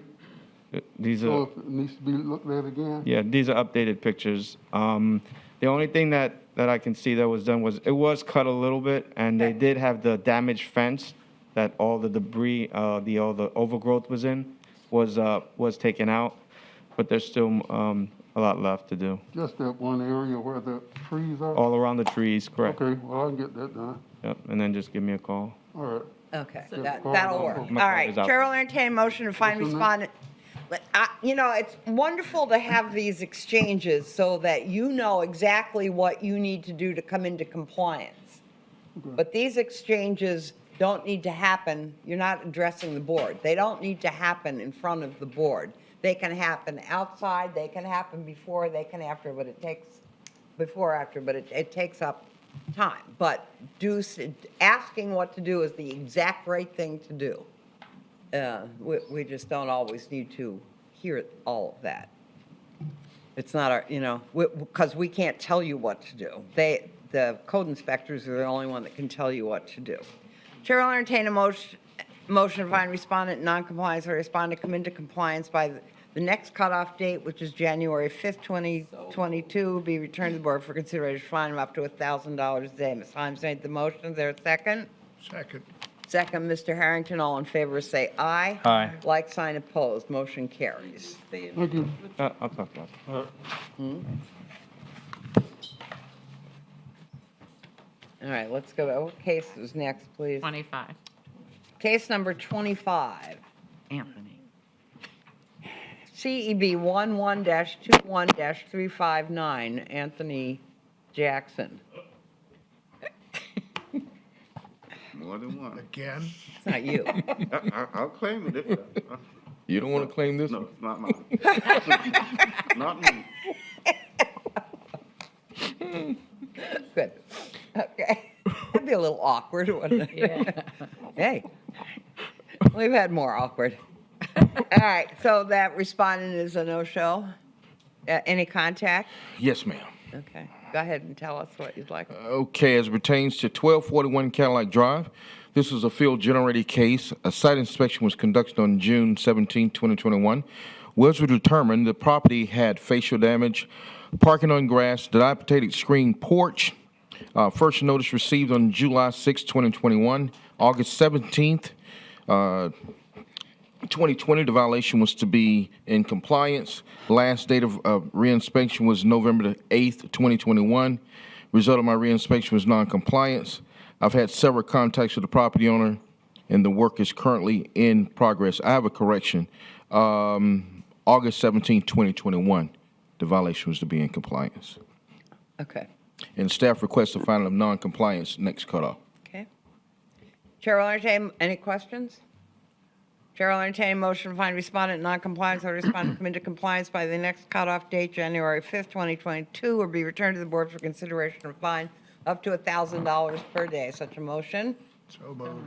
Motion, Mr. Harrington, second. Ms. Roby, all in favor, say aye. Aye. Like sign opposed, motion carries. Case number 26, CEB 11-21-331, Connie and William Frady. Anyone here? All right, Mr. Fitzgerald. Good morning. I visited morning the site on May 13, 2021. A notice of violation was issued for outside storage, trash and debris, junk vehicles, parking in the grass, overgrown yard. The parking in the grass has been cleared by PD. They towed the vehicles. And I'm asking for a non-compliance next cutoff. Is that stuff gone? Yes, ma'am. You'll see some photos now of that's what it sort of looks like now. Okay. Yeah. Okay, good. All right, that's some progress. All right. Chair will entertain a motion to find respondent non-compliance or respondent come into compliance by the next cutoff date, 1/5/22, or be returned to the board for consideration of fine up to $1,000 per day. So moved. Mr. Reinhardt made the Second. motion. Second, Mr. Harrington. All in favor, say aye. Aye. Like sign opposed, motion carries. Okay. Moving on to page 9, case number 27, CEB 11. That was withdrawn. -21-333, withdrawn. Case number 28. I have a question about that.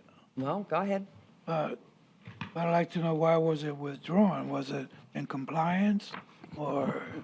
We talked about that last meeting, Mr. Gonzalez. Well, please remind me. Yeah, and that's for the whole board, not just you, but we did talk about it last meeting.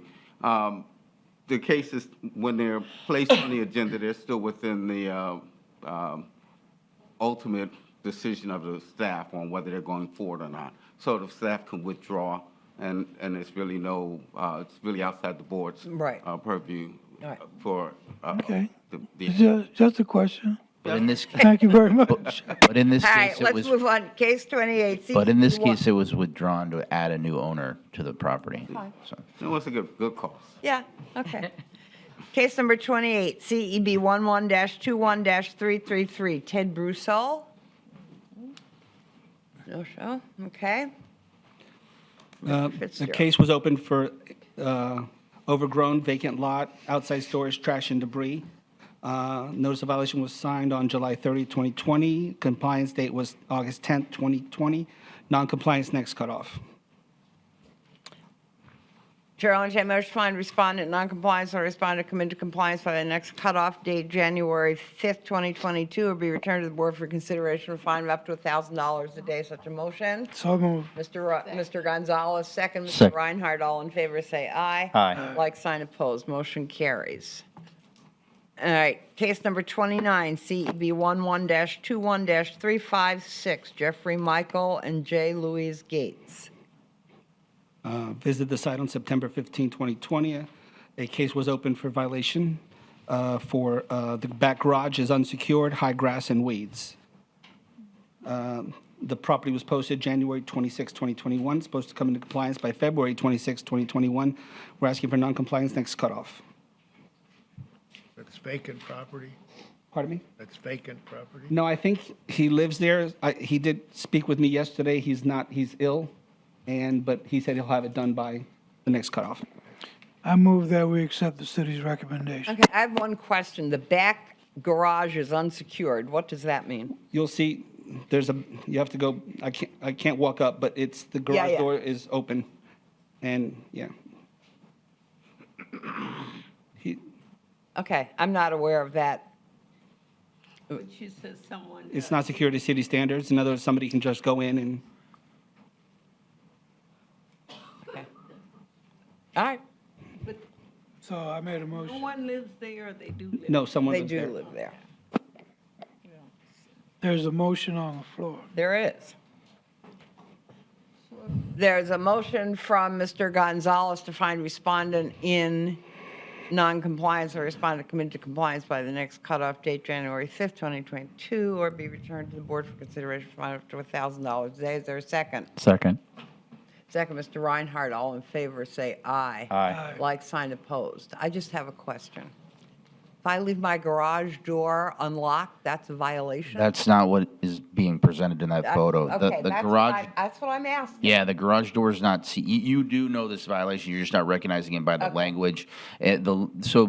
What's happening is the garage door is not properly seating, it's not properly securing. Just, so doors are required to work. That's really the reality of It's broken. of them, Okay. yeah. All right. Yeah. Okay. I hope that clarifies. Yeah. It does. All right. Now we're on case number 30, CEB 11-21-343. Nestor Reyes and Mabel Brion? Hello, good morning.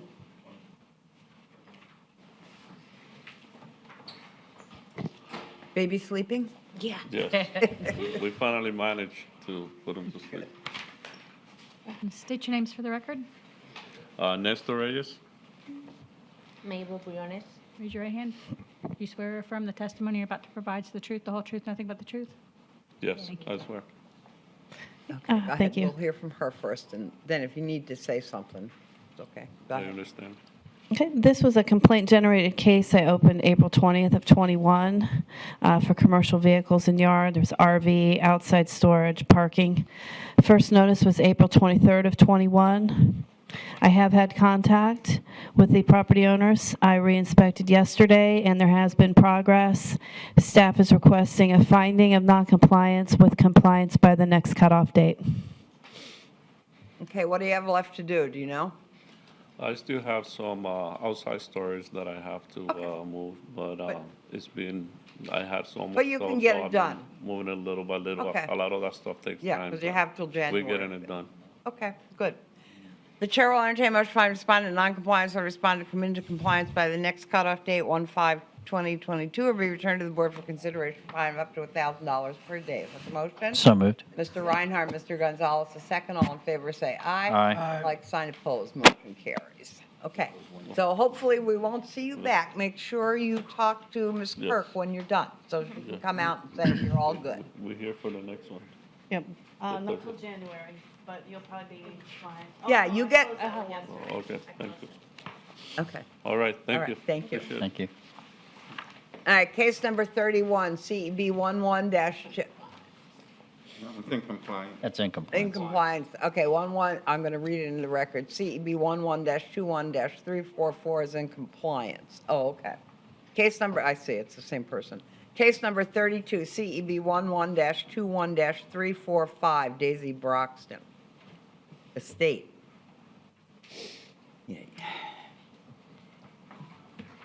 Okay. Morning. Oh, State your name and address for the record, please. Raynard Broxton, 322 Lockhart. Okay. Sorry, say your name again. Raynard Broxton. Raynard. Okay. Raise your right hand. Do you swear or affirm the testimony you're about to provide is the truth, the whole truth, nothing but the truth? I do. Thank you. Okay.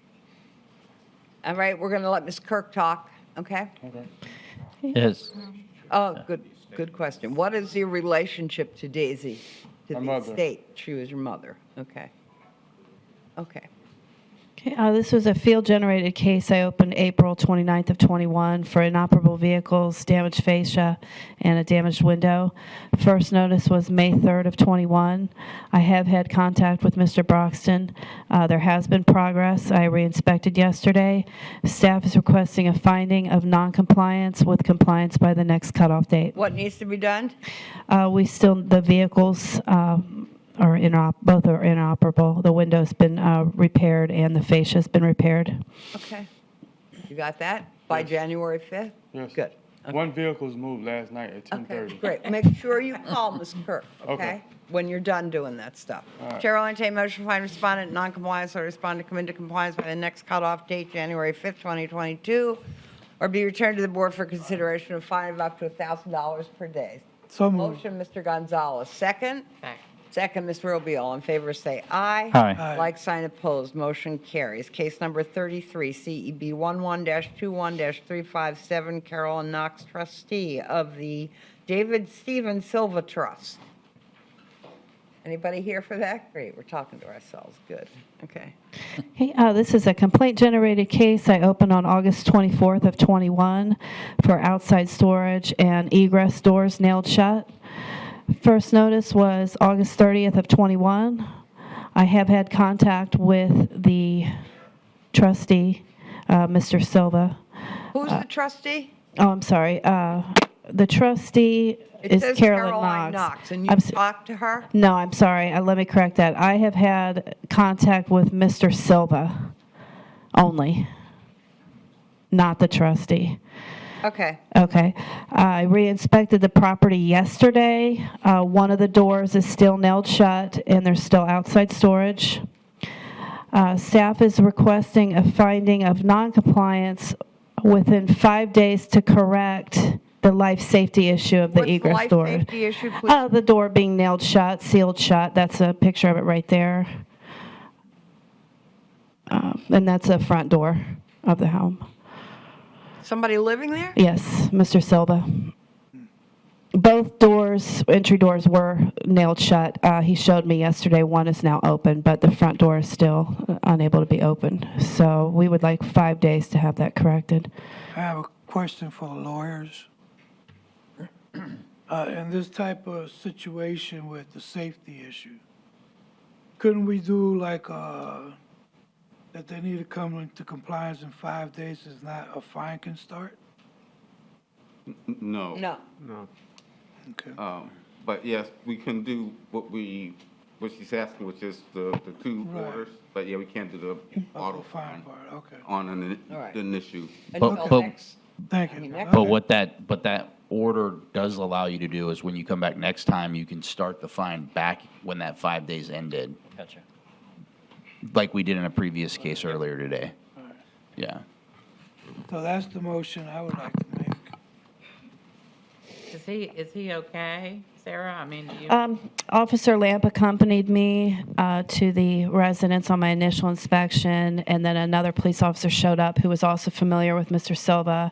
So I think that he's familiar with the police department's familiar with him, and he seems to be okay, but I think there are some issues, but I think it's known. Because they usually, people like that usually nail their doors shut from the inside, so they don't. I've had personal experience with something like this, and he might open it for your 5 days, but you need to go back out and check like 10 days later, because he'll probably re-nail it. Yeah, I agree. Well, There's a little problem with certain people like that, and Yeah, there was, the entry was the window. Yeah. Okay. Initially, but now, yesterday, the door, and it was screwed shut with a drill. And so he did undo Okay, the, we're addressing it as a life safety issue. 5 days starts today.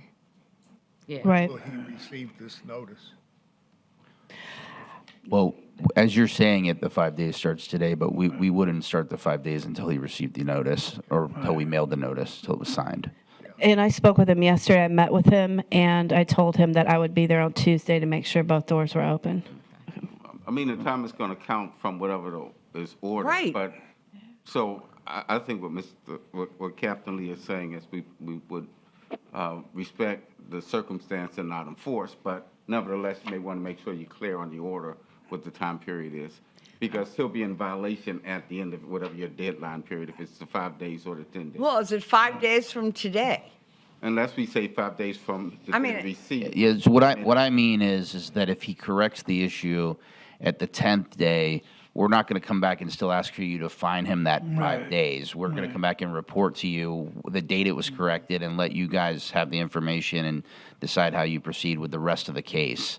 The 5 days starts when you sign the order. And in good faith, I'm sure Captain Lee would So do I don't that, but- need to say a date until the order is signed. Well, what I was about to say is, nevertheless, your order is going to be the time period, so. The 5 days. Yeah, so Yeah. you probably want to set a time period that you intend for it to be done by. Okay. So if you need it to be 10 days instead, but we Yeah. believe 5 days because of the urgency of the circumstance. We're calling it a life safety issue because, of course, It you is. need egress from a Right. home if there's a fire or something else. Right. And that's required under the maintenance codes as well. So 5 days is good, but I think we'll have to ask that we try and get him served as soon as we can get him served. And we will. We will make an expeditious effort in making sure that he gets served. All right, so preference the is- chair, okay, let me order- say, Chair will entertain a motion to find respondent in noncompliance and order the respondent to come into compliance by the next cutoff date, 1/5/2022, or be returned to the board. Okay, and further orders the correction of a life safety issue within 5 days of the date of this notice, of the date of the notice, what? I think you just pick a date, is what I'm saying. The order will Within say a 5 date. days of, okay. Let's go the 16th of, Okay. the week. Further orders that it corrects the life safety issue by November 16th. Or be returned to the board for Kimberly will get it out consideration of a fine of up to tomorrow, right. $1,000 per day. And it reverts back to the 16th if it's not corrected? Correct. Okay, good. That's the motion I was gonna make. I do have a question, though. Is there Captain Lee, is there a will find on something like this, like we do on some of the lots, that if she goes back out there in the 26th of November and it's boarded up again? Of non-compliance, that's as good as a will find. So if it was to repeat after that, then we could bring it back before you as a repeat violation. It would also have that enhanced penalty by statute for it being a repeat violation. Okay. So is there such a motion? I'll make the motion. All right. God only Karen. knows if there is. What? God only knows if there is. All right. To summarize, we're looking for a motion to order, to find the respondent non-compliance and order the respondent to come into compliance by the next cutoff date of 1/5/22, and further orders that correction of the life safety issue occur before November 16th. So moved. Or be returned to the board for consideration of a fine of up to $1,000 per day retroactive to November 16th. All right, Ms. Himes made the motion. Is there a second? A second. Second, Ms. Roby. All in favor, say aye. Aye. Kirk, Like you're gonna sign go out there opposed. On Tuesday, that's gonna help solve the problem. I'm bringing Officer Lent with me. Okay. Yeah, take Portland with you. Okay. Case number 34, CEB 21-335, Patricia Ann and John Christopher Reen. Good morning. Good morning. Please be sworn in. State your name for the record. John Christopher Reen. Raise your right hand. Do you swear or affirm the testimony you're about to provide is the truth, the whole truth, nothing but the truth? I do. Thank you. Inspector Yates, City of Daytona Beach. My credentials are on file. This case was opened April 26, 2021, and was a citizen's complaint. The notice of violation was issued for unpermitted concrete pour of a new porch. They were first notified May 1st, 2021, and compliance was due June 14th, 2021. I've had contact with the occupants, but at this point, no permit has been pulled. I'd like to ask for a finding of noncompliance with compliance due by the next cutoff. Well, you needed a permit for your work evidently, and you didn't get it. Have you been downstairs to get a permit? Yes, I have. I can't Okay. pull a permit. I have to have a contractor pull it. So when the disaster happened the first time, I didn't. What was the disaster? The disaster was they poured a hot load of concrete and nothing got done. Who's they? The person I hired to do the job. Uh-huh. And so I came in and took it all out. Uh-huh. And, tried to clean it up because my HOA was, very upset. So I got it cleaned up. I hired a contractor, and I went to Klein's Concrete. They recommended someone. I hired the gentleman, and he did the work, but apparently he didn't pull the permit. I came down last week to address this situation. Came down from where? New Jersey is where I live. Okay. And Who lives there? In that no one unit? does. It's empty We use it as a unless you're second there. home. Yes. Okay. Correct. Okay. So I, fixed what was wrong, but I have not been able to get a hold of the contractor to get a permit. So Okay. I asked the inspector yesterday or the day before, I've been in touch with him, and I said, what do I do? What can I do to fix it? And he said, get a permit. Well, I can't get a permit, and if I can't get a hold of the contractor that did it, I don't know what to do. So, Well, we're going to give you some time to figure out what to do. We can't advise you what to do. You need a permit. So you can tell me what's wrong, but you can't tell me how to fix it? Correct. The board cannot. All right. The board cannot. Mr. Yates can tell you what's wrong. No, he told me he couldn't. He can tell me what's wrong. Right. But when I went to get the It's permit. up to you as an owner. Okay. It is not up to anybody else. What can I do to fix it? In other words, I know who the contractor is. I have contacted him. And if I can't get a hold of him. We can't tell you what to do. What the city needs from you is a permit. How you get that permit is up to you, whether it's through an attorney or through someone else with that contractor. Yes, It's not so- up to us, and we can't tell you what to do.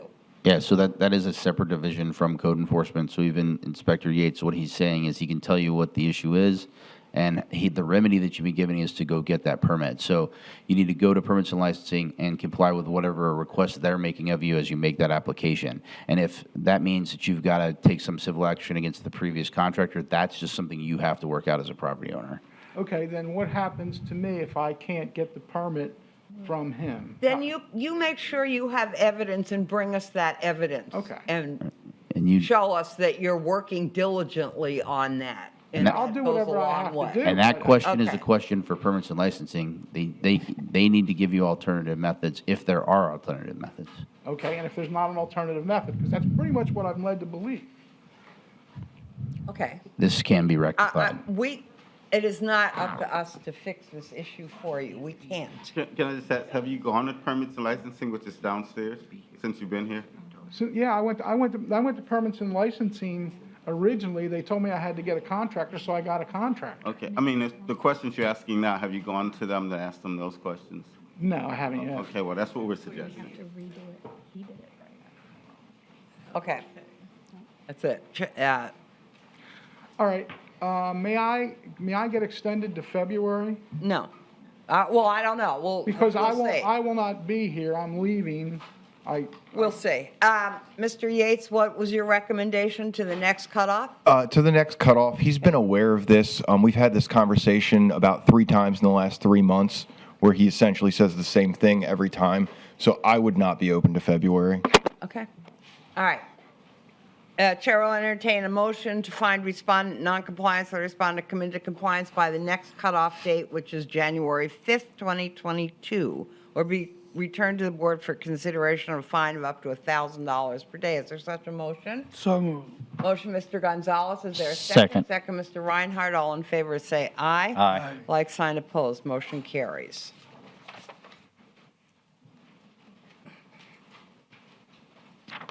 Case number 35. Do we need a break for, I can't see the clock that well. It looks, I think it's wrong, right? Yeah, I think it's 11, I think it's. It's 11? Yeah, it's, Would everybody like a 5-minute break, or you want to push through? We only have a few more cases, but it's up to you.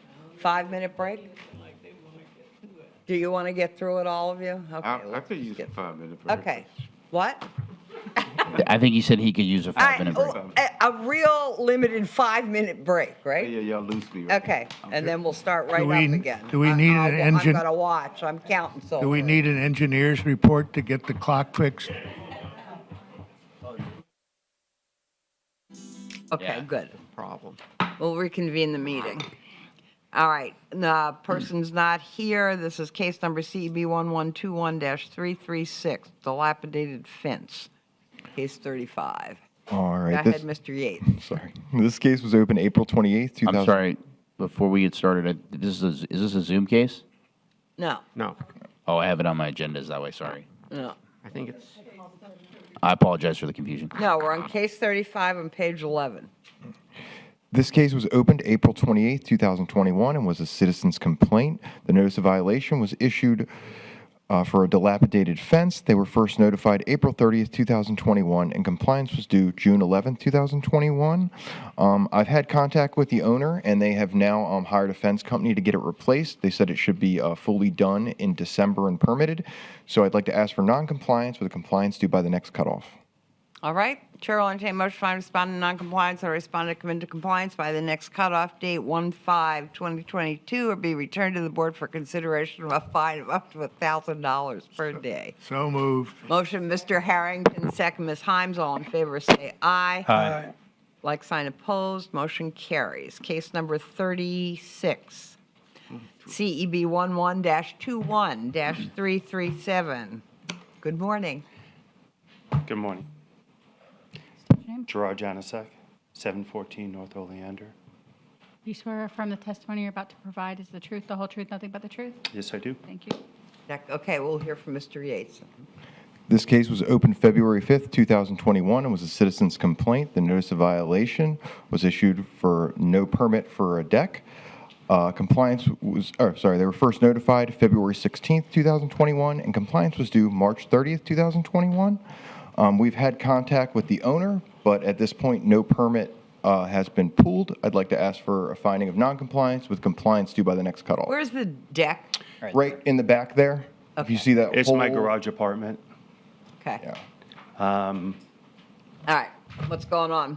Well, I've been working on my house for 2 years, trying to paint it. I've been in this neighborhood over 25 years, always doing something good on my house. And when I started working on the house, I had a lot of wood to replace. As I was replacing the wood, it wound up getting deeper and deeper with rotted wood. Didn't want my tenant to get hurt. I did the work. I never thought I needed a permit because I was replacing the wood. When I first contacted Kevin Yates was when he knocked on my door in February. Told me I needed to pull, at first he told me a permit, but I thought it was for the license of the apartment. It actually was the decking. And I said, why? I was just replacing wood. He goes, well, it was structural. Okay. He pointed out the wood, and I did that, or I noticed that. I asked him what he did and what I would need to do, pull a permit. When I went to the permit office, I found out as a homeowner, you cannot pull a structural and permit under your name, which I didn't know that, and that I would need to pull a survey. I reached out to Kevin. He was thankful that I was helping and working with him. It took over 8 weeks to get a survey of my property. And then at the time when I went back to get the permit, they told me that I now have to have a general contractor. It took me 3 to 4 months to find somebody that was willing to submit the permit, even though they didn't do the work. I finally got somebody. I submitted the permit or I didn't submit it. The general contractor did at the very end of May. And my neighbor around the corner on Glenview, who is a draftsman but not licensed here in Volusia County or Daytona Beach, did his own drawings for over 2 years and renovated his entire house with never being denied. About 4 weeks, 3 to 4 weeks later, I got a call from the contractor stating my permit was denied because they had just hired a new guy from Flagler that is denying everything unless it's your Ts and dots and all that. All right. So- Let me stop you. Sure. Okay, you need a permit. I understand it, and I'm Okay, trying to and do that. that's- I know. So get whatever you need done. You've got now till the end of January to get it done. Can I just add one more thing? January 5th. Can I just add one more thing? I have called multiple engineers since the summer. None are taking work, or they're too busy, and they're 6 to 8 months out. I have even gone to my neighbor across the street, Gary.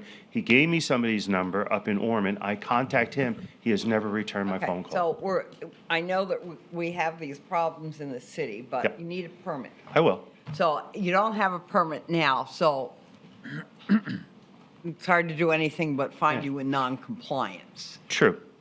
And then whatever work that you do, when you bring it back, when it comes back again, if it's not in compliance, Mhm. bring all the paperwork and all the conversations and everything else Sure. that you need, okay? Even the ones that don't respond and the ones that don't want to take the work on for 6 months? Yeah, Okay. probably. Just shows you're making an effort. Yeah, I have, and I even reached out to Kevin with an email in August. He never responded. I then called his office and found out he was on a medical for Okay, 2 months. okay, And all right. Chair will entertain a motion to find respondent in non-compliance or respondent committed to compliance by the next cutoff date, January 5th, 2022, will be returned to the board for consideration of a fine of up to $1,000 per day. Such a motion? All right, Ms. Himes, motion second. Ms. Roby, all in favor, say aye. Aye. Like sign opposed, motion carries. thanks, have a good day. Case number 37, CEB 1121-340, Daniel O. Yancey. Mr. Yancey here?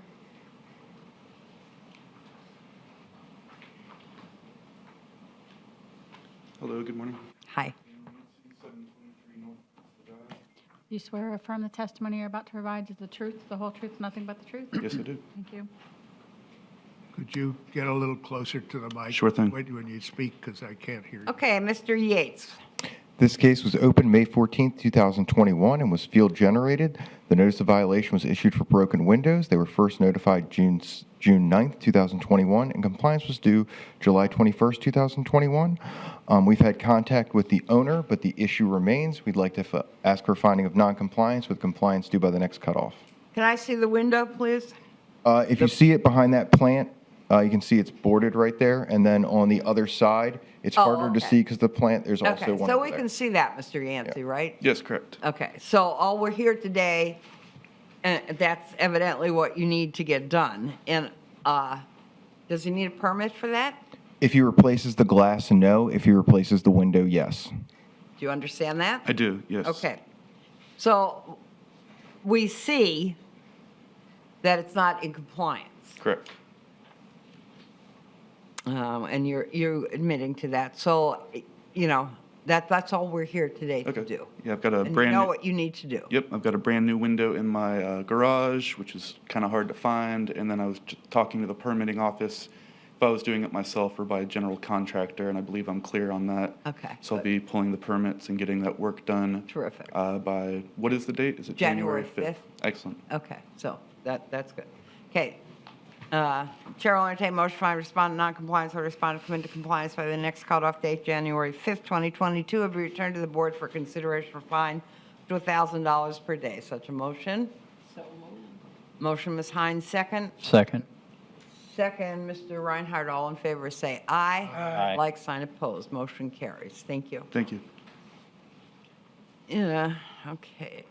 Case number 38, CEB 11-21-341, Ronald Pavlower Estate. Anyone here? Okay. Mr. Yates. This case was opened May 27, 2021, and was field generated. The notice of violation was issued for damaged soffit and fascia, outside storage, dirt and grime, and overgrown landscaping. They were first notified June 29, 2021, and compliance was due August 10, 2021. We've had no contact with the owner, and the issue remains. I'd like to ask for a finding of non-compliance with compliance due by the next cutoff. No contact? No contact. Is there anyone in, is the house vacant or not vacant? Yes, it's vacant. house? Yeah. Chair will entertain a motion to find respondent in noncompliance or respond to commit to compliance by the next cutoff date, January 5th, 2022, or be returned to the board for consideration of fine of up to $1,000 per day. Such a motion? So moved. Motion, Ms. Himes, second. Mr. Harrington, all in favor, say aye. Aye. Like sign opposed, motion carries. Case number 39, CEB 11-21-342, Alicia Gray Perry. Okay. That's in compliance 1110. Okay. Unmaintained, any contact, anything? It's in compliance now. Oh, I'm 1110, sorry. yes. That's what you said, in compliance. I couldn't understand you, sorry. 11, In compliance, 11. Yesterday, 1110. This 10. is Okay. the Hello, property manager, Ms. Back. you're in compliance. Pardon?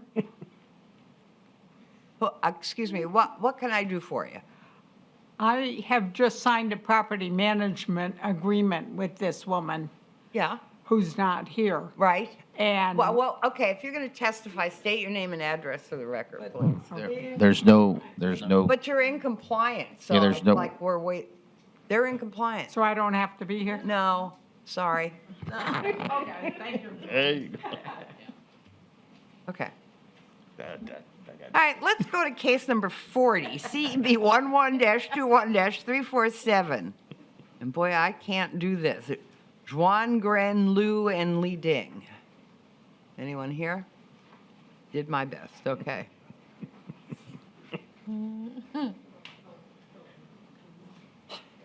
Good afternoon, or good morning. John Morning. Stinson, Code Inspector with the city. This case was opened, excuse me, on 5/21. It's complaint-driven for dead tree junk vehicles. I have been in contact with this property owner via email yesterday, stating that the property is now in compliance. I'd like to have an order of non-compliance, compliance by the next cutoff. Dead tree, junk vehicles.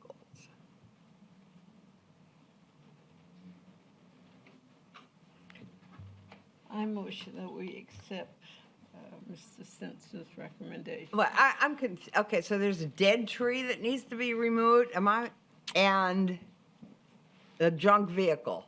Correct. Where's the junk vehicle? Is that the picture of the car? Car in the driveway, that one correct, yes. That's a junk vehicle, They okay. need a permit for the dead tree. No, it's dead No. already. It's dead tag on And the dead tree is the one in the back, okay. No, right there. All right. Chair will entertain a motion to find respondent non-compliance or respondent to commit to compliance by the next cutoff date, 1/5/22, or be returned to the board for consideration for a fine of up to $1,000 a day. Such a motion. Ms. Himes, second. Second. Second, Mr. Harrington, all in favor, say aye. Aye. Like sign opposed. Okay. Case number 41, CEB 11-21-348. Neely J. and Brian F. Walton. Good morning. Good morning. State your name. Brian Walton.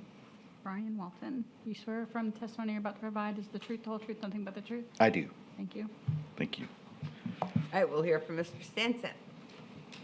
Okay, this case was opened on 8/24. It was a field-generated case for damaged roof. Notice of violation was posted on the property on 24 August. I have been in contact with the property owner. He advises that they are in litigation with their insurance company. Compliance was due on 21 September. Multiple re-inspections. City's recommendation is non-compliance, next cutoff. Okay, so you're having issues. Yeah, we've been in back and forth with the insurance company for close to a year now, actually. The 3 different appeals and processes, and the most recent was denied by the insurance Do you company. live there? I do, yes. This is my home. We've been there about 2.5 years. Most recent denial was 11/3. I signed a retainer with an attorney 11/4. Notice to litigate was filed 11/8. So that's where we're at right now. Okay, so here's the deal. It's not in compliance. If you have to come back because it's not in compliance on the 5th of January, just bring some documentation with you so we can see that you're actively trying to get this accomplished. You bet. Okay, Chair will entertain a motion to find respondent any questions from the board? Find respondent in noncompliance or respondent come into compliance by the next cutoff date, 1/5/22, be returned to the board for consideration for fine of up to $1,000 a day. Such motion? Ms. Roby, second? Second. Second, Ms. Himes. All in favor, say aye. Aye. Like sign opposed, motion carries. Okay. Thank you. Case number 42, CEB 11-21-349, Richard Frank and Karen Marie Weirman. You tell me how to say it. Weirman. Okay, right the first time. Karen Wireman. Testifying. Rosina Cerrone-Dwyer. I'm sorry, say that again, Rose. Rosina, R-O-S-I-N-A. Cerrone, C-E-R-O-N-E hyphen. C-E-R-O-N-E. Hyphen Dwyer, D-W-Y-E-R. Sorry. How are you related? I am her neighbor from right Yeah, across across the the Neighbor, street. so you're, okay. You're witness. Raise your right hand. Do you swear or affirm the testimony you're about to provide is the truth, the whole truth, nothing but the truth? Thank you. Okay, we'll hear from Mr. Stenson. Good morning. This was a complaint-driven case. The complaint was for overgrown property, peeling paint and rotten wood. The landscaping has been addressed and is no longer an issue. The property was posted on 8/25/21. I have been in contact with the property owner and the neighbors. Compliance was due on 15 September. Multiple re-inspections, property remains in non-compliance. We're asking for compliance by the next cutoff. Ms. Wireman, you live there? Yes. Okay. Well, we don't live there permanently. We're there for 5 to 6 months a But, year. okay, that's, okay. Okay, so so we still have some peeling paint and rotting wood to deal with, correct? Okay, so you can see, we can see that? So we can see that you're not in compliance? But you've got an extra month here. What's the deal? Well, what we're trying to do right now is Homeowners Association actually had a meeting last night, and we're trying to get the repairs okayed so that we can go in and get good, the okay. permit. I have the paperwork for the permit. Good. I just have to fill it out and take it in. Terrific. Okay, so, Okay. yeah, so all we're doing today is you're not in compliance yet. But if you get in compliance, make sure you get with Mr. Stenson and have him come out so he can put you in compliance. Yes. Okay? Okay. All right. Chair will entertain a motion to find respondent non-compliance or respondent to come into compliance by the next cutoff date and be returned to the board for consideration for fine of up to $1,000 per day. Such a motion. So, Motion, Ms. Himes, second. Second, Ms. Roby. All in favor, say aye. Aye. Like sign opposed. Motion carries. Thank you for coming. thank you. Okay. Case 43, CEB 11-21-353. This is a Zoom. Okay. This is David A. and Marjorie DeRoset. Okay, and Trust. All right, go ahead and be sworn in. Hello. Can you state your name for the record? Marjorie DeRossett. DeRoset, okay. Raise your right hand. Do you swear or affirm the testimony you're about to provide is the truth, the whole truth, nothing but the truth? Yes, I will. Thank you. Okay, thank you. We'll hear from Mr. Stenson, and we'll let you talk. Go ahead, Mr. Stenson. This was a field-generated case for a damaged roof. The notice of violation was issued and received on 5 May of this year. I've had communication with this property owner. Compliance was due on 3 June. Multiple re-inspections, the property remains in non-compliance. We're asking for compliance by the next cutoff. Are we going to need permit for this too? They will need a permit for the roof, yes. All right. Can I see? Okay, so that blue is the tarp on the roof still? Yes. Okay. All right, so you understand what you need to do, Mr. Rossett? Yes. Okay. I would like to say, though, this has been going on for almost a year now. And What has been going I on? know this damaged roof and trying to get our insurance company to help Yeah. resolve the Yeah. issue. Okay.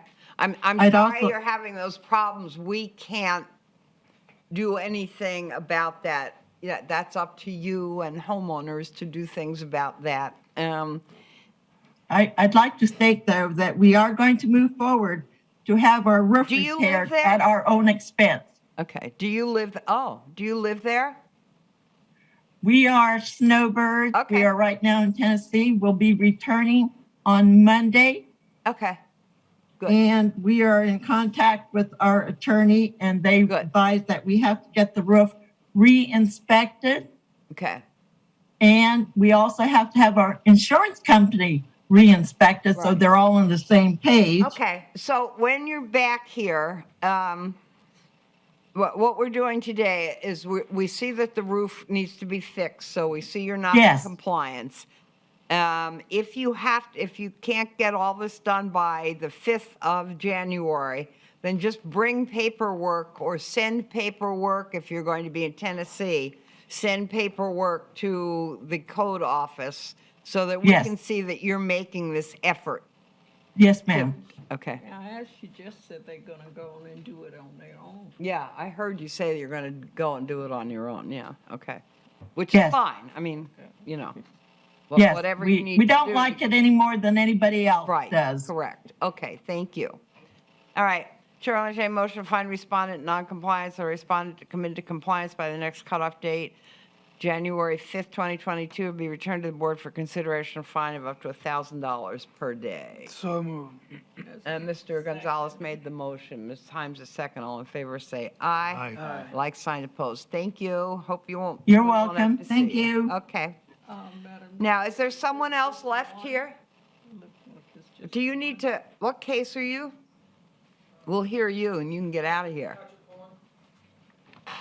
He's 46. Oh, great. is it? Is yours or mine? So you're case 44 or case 46? 46. You're case 46. Can we just finish? John Stenson's only got one. All right, we're on case, this is case 46 we're going to call, right at the bottom. Yeah, I let him go. Is that you? Yeah. Come on. It doesn't matter. It's one case. Okay, well, I just want to I mean, you've been waiting here the whole time. Oh, yeah, thank you. Okay. All right, it just take a second. Okay. Thank you, sir. Sorry, sir. State your name for the record. Patrick Pullen. Raise your right hand. Do you swear or affirm the testimony you're about to provide is the truth, the I whole do. truth, nothing but the truth? I do. Thank you. Okay. We'll hear from Mr. Garcia. Inspector Garcia, with the City of Daytona Beach, credentials on file. This case was opened on August 11, 2021 as a citizen complaint for an overgrown vacant lot. Notice was opened on August 11, 2021. The compliance deadline was on August 23, 2021. And the last day I re-inspected it was, I have down September 3rd, but it was later. So result of my re-inspection, non-compliance, and it was actually abated by the city. It was what? Abated. It was taken care of by the city. It was cut by the city. So I hadn't had contact until this morning with him. I spoke to him this morning, and So is that the lot where the cars are? it's right in front of the lot where the cars are. That's that whole lot. And then the next picture you can see it's in compliance. That's what they did. The city cleared it all out. So we're actually asking for an order of non-compliance compliance for the wolf fine. And I explained to them that on the phone. Okay. So it is in compliance. So it's in compliance now? Correct. Okay, good. So how would that work? So if it doesn't come in compliance again, I would have to come back and then I would be Automatic fine. Correct. automatic fine? We don't even, yeah. You'd be subject to a fine. Right, They'll correct. consider a fine up to $5,000. Okay, Per occurrence. okay, Okay. okay. Not a, Right. Not a happy thing. Okay. Right. Chair will entertain a motion to find the respondent previously in non-compliance, but currently in compliance.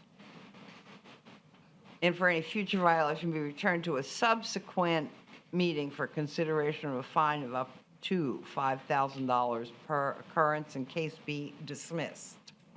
So move. Motion, Ms. Himes. Second. Second. Second, Mr. Gonzalez. All in favor, say aye. Aye. Like sign opposed. Motion carries. Okay, so your case is dismissed. Just Okay. keep it up, Yes, ma'am. and then you won't see anybody Yep. again. Okay? Thank you for everybody's service. Appreciate everybody. Thank Okay, you. Thank you. All right, now we'll go back to 44. Sorry about that. On an abatement, does the city bill them then? Yes. Yes.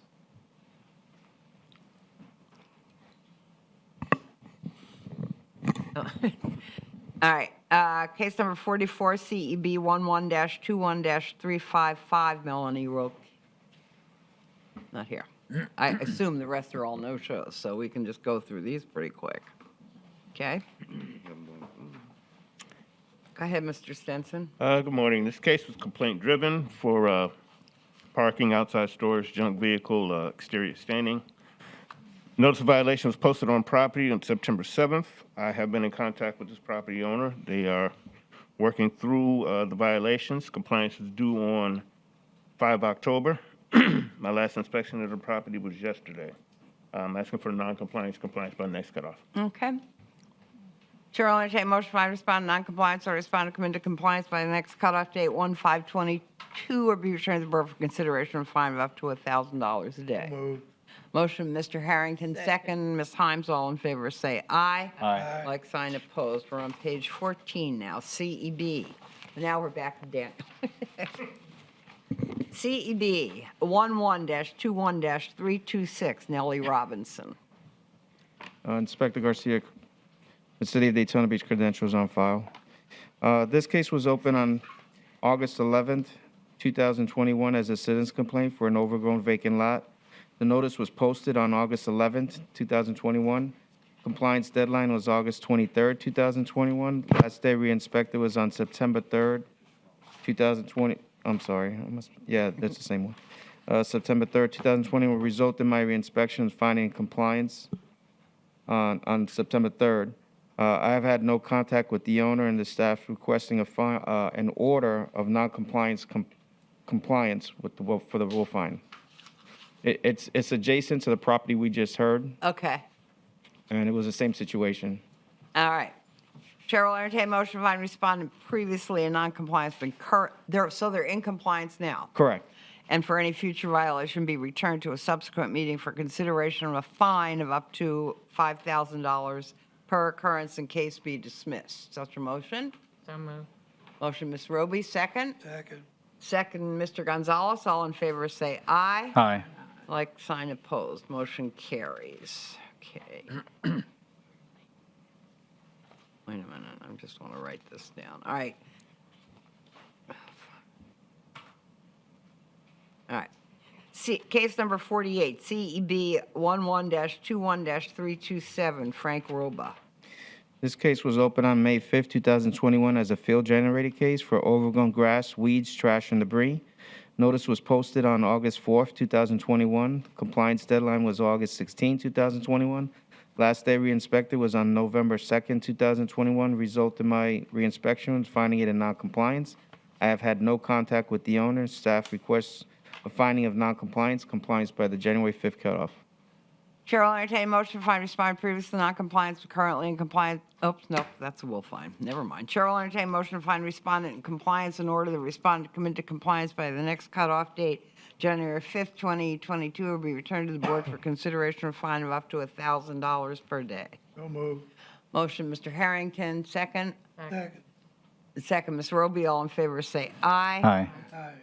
Like sign opposed, motion carries. Case number 49, CEB 11-21-328, Herbert Green.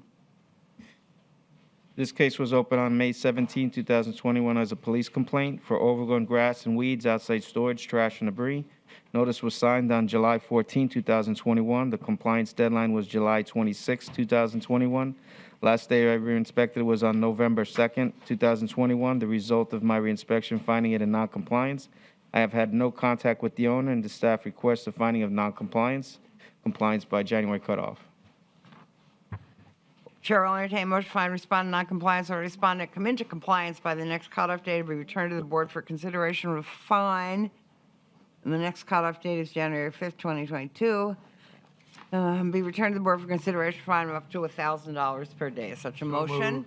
So moved, Mr. Harrington. Second. Second, Ms. Himes. All in favor, say aye. Aye. Like sign opposed, motion carries. Case number 50, CEB 11-21-329, Randy Rocco et al. And Thomas Bolick. Okay. This case was opened on July 9th, 2021 as a field generated case for an overgrown vacant lot. Notice was unclaimed and posted on August 9, 2021. Compliance deadline, August 23, 2021. Last day I re-inspected was on November 2nd, 2021. The result of my re-inspection was finding it non-compliance. I have had no contact with the owner, and staff requests a finding of non-compliance, compliance by the January cutoff. Chair will entertain a motion to find respondent non-compliance or respondent come into compliance by the next cutoff date, 1/5/22, or be returned to the board for consideration of a fine of up to $1,000 per day. Such a motion? So moved. Motion, Ms. Himes. Is there a second? Second. Second, Mr. Gonzalez. All in favor, say aye. Aye. Like sign opposed, motion carries. Case number 51, CEB 11-21-351, Edith Fernando, Estate, care of Celia Reed. This case was opened on June 17, 2021 as a citizen complaint for overgrown grass and weeds, trash, and debris. Notice was unclaimed and posted on August 5th, 2021. Compliance deadline, August 17, 2021. The last day I re-inspected was November 2nd, 2021. Result of my re-inspection finding it in non-compliance. I have had no contact with the owner. Staff requests a finding of non-compliance and compliance by the January cutoff. Chair will entertain motion to find respondent non-compliance or respondent to come into compliance by the next cutoff date, January 5th, 2022, or be returned to the board for consideration of a fine of up to $1,000 per day. Such a motion? So moved. Mr. Reinhardt, motion. Second? Second. Second, Mr. Gonzalez. All in favor, say aye. Aye. Like sign opposed, motion carries. Okay, we'll move on to Section 7, miscellaneous business, MB1. The action to be taken here is to vacate the fine. Okay. Vacate the fine. Yep. He'll explain it. Scott Lee, police captain of the city of Daytona Beach. For the miscellaneous business case, we were contacted by the owner of this property, and after reviewing the case, we discovered that based on just a Scrivener's error, we sent the hearing notices and every notice beyond that hearing notice to the wrong address, and it should have went to an address in Lauderdale, I believe. And instead it went to the actual property here. And because of that error of due process, we just simply are asking you to vacate the fine. We'll go back and readdress the issues properly and give proper notice and try to get them rectified and hopefully not be back here for a fine, but if we get back here, we will. Okay. I just Everybody have, understand that? yeah, but I have a question. Go ahead. So, It wasn't noticed properly. That's, oh, I you know. understand. Let him that. ask his I just, my question has nothing to do with that. Oh. But I figure if the owner called, so somehow they knew they had to call. They got the message. Yeah, sometimes these come up in public record searches when they're looking to sell a property, or sometimes they get a contact letter from somebody who discovers the lien and is now trying to buy the property from them and highlighting the fact that they have a lien. So it could be a variety of reasons as to why they came aware of it. But ultimately, they contacted us to inquire as to how it happened. We discovered the error, and that's why we're asking to vacate it. Yeah, and ultimately, our enforcement of the lien is going to foreclose if we wanted to enforce it. And we would not be able to go forward Right. on a foreclosure with the due process problem. Right. Okay. All right, so in the case of CEB 0621188 at 723 Madison Avenue, John Smith and Desi Smith Walker, trustee, the chair will accept a motion to vacate the fine due to due process error and start over if we need to. You just say a Scrivener's error? What? Scrivener's error? Scrivener's error, okay. So Is there such a moved. motion? So moved. A motion, Ms. Himes, second? Second. Second, Mr. Harrington. All in favor, say aye. Aye. Like sign opposed, motion carries. Okay, now, before we adjourn, I just want to let you all know that we know there's no meeting next month. In January, at some point, hopefully, we're going to have Mr. Fiecher. Yeah, I did speak to Mr. Fiecher. He wasn't able to come to the meeting today because they are doing, all day, they're doing interviews for one of our, I think it's the Economic Redevelopment Director position. So he did ask that he be set for part of the agenda on January so that he could come speak to you guys about your concerns. Okay, that would be wonderful. Quick. We'll welcome him to come. We'd welcome any city official to come. Quick question. Has there been any movement to another board member yet, or no? That I can't tell you. Okay. I will curious. follow up on That'd be Betty. applications, but I would guess that if we haven't heard yet, it's because there's no applications in the hopper. Usually, I if there's think somebody in there, they move pretty quickly to fill Right. the spot. I was just Right. curious. Yeah, well, it's good to have a full board. That's a So why don't you, if you have questions for Mr. Fiecher, or you want to make him aware of things that go on, at code that you'd like addressed, or in the city that you'd like addressed, that's our business, I suppose. He's coming here because we're the code board, not because we're just citizens. So if you have code things that you'd like him to address. Right. It would. It probably would streamline the process if you guys do have some questions that that you have. If you just emailed them to me beforehand, I could give them to him in a list, and that would just give him an opportunity to bring the information to you more quickly. Who is he? Let's don't tell him I yelled. As city manager. Oh, Yeah, that's okay. important. Yeah. good, good. And when we fill this vacancy, I would like to consider having another workshop at that time. When We do have, fill that, like next year sometime. Yes. Because are there new things in the pipeline we need to know? Well, we would like to give you some updates on programs that are going on and things that are going on and things that are occurring. But also, we just have some new faces that haven't been to a workshop, Right. And we want to make sure that everybody's just getting that information. Mr. Reinhardt, you probably have, but didn't you serve on a board someplace else? No. He works for code enforcement in another city though, so he's Oh, probably okay. well versed. Okay, I knew there was something. Oh, that explains it. That explains That's it. why I know. That Can I explains ask why it was taken down, that anonymous complaints can't happen anymore? The stat, yeah. Yeah, the Legislation. state passed a law that anonymous complaints can't be investigated by jurisdictions, municipalities. Okay. Face your accuser. I know, but they live on my street. It's chilling to some people. Yeah. They won't report. One house is vacant, and she lives in Georgia, and the other, he's a hermit, I think. But, the neighborhood looks. Yeah, it has a chilling. I only We had think heard a about rumor. houses. We had heard a rumor. The reason why the legislation started was because of the neighbor telling on the neighbor, and Well, that's what I got. Yeah. I was hoping that when the guys dropped my jacket off, somebody would see it. I think the intention was to cut down on the unnecessary retaliatory back and forth. Yes, that's Intention, though, what I is meant. chilling because people are afraid to turn, in this day and age, Yeah. people are afraid Yeah. to turn in other people if there were some way Staff has that, never. yes, if the person asked, Yeah, could if it's not anonymous when it goes in, could it? be Staff has anonymous? never taken a position that they supported this law. We well, were I'm outspoken not saying that- it's just a to our conversation. association that we didn't. Just a conversation. So But is there a way that, okay, so someone turns it in and it's not anonymous. If the person that's being turned in, if the respondent doesn't ask to know who turned them in, are you required to tell them? no, we are looking at some changes in our system. Okay. 'Cause that would help. That would and we're considering that the what all the, not just that piece of the information, but what information needs to be always publicly viewable. Obviously, there's the reason why we make a lot of. On the internet, doesn't have to be out on Right. the internet or whatever. The reason why we make a lot of the information publicly available is because there's a huge time sunk that is related to code enforcement that is all related to public records requests. So the more information that we make available, we cut down on a lot of those public records requests.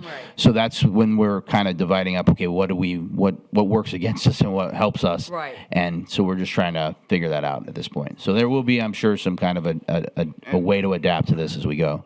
And like what's often the case with new legislation, no one really has a consistent plan of how we proceed with it. We all have our Right. viewpoints in Right. all jurisdictions. Right. But as time goes by, there will be lawsuits, there will be Right, and challenges, then it or there'll will be get- things in circuit court or wherever else, and it'll help shape it. Right. And this one, I don't know if there's anything significant about it really. I think our agency does a lot of proactive, enforcement anyway, so they're Yeah, out there. we're about So- 60% Yeah, but there's a proactive. lot, yeah. What I was gonna say, many of the things they see Yeah, I know many, before it's but, reported. you know. My question is, when they bring my packet, could they look at 2 houses on my street? They may see it, who knows? Well, I mean, they haven't seen it in the last 6 months, so. Well, anonymous complaints also, when they're can I finish, please? When they're misused, okay, when his neighbor's trying to play with neighbor, what happens is a waste of city resources. That is correct. And Although we've resolved that problem before that law went into place by doing things like Rule of 6. When we did that 3 years ago, a lot of that back and forth between neighbors, it stopped because they knew when we came out, we weren't just addressing one place, we were addressing everybody around it. And that was the purpose of that rule. And so that kind of back and forth, it cut down a lot. Now, some of that still does occur, but it's a lot less frequently than it used to be. Could I request the Rule of 6 come to my neighbor? Yeah. Yeah. Yeah, so go ahead.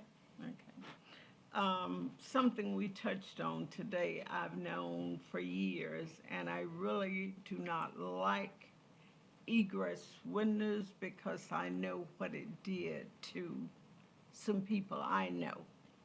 You all seem to be alarmed today about boarding up the doors.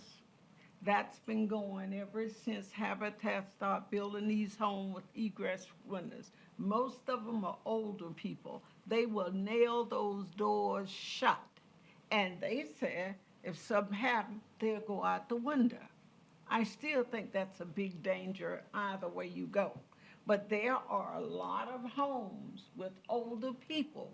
I'm talking about new homes that you wouldn't believe that the doors are really nailed shut. Yeah, mine And was through a windows, mental case because in they, Virginia. some of it is mental and some of it is like you're talking about calling in something and not. And now you got to tell your name. You'll be surprised the older people that are scared to death, they will not give their name even if they're looking at something that happened. That's why we tell the inspector. Because when I call, I give mine.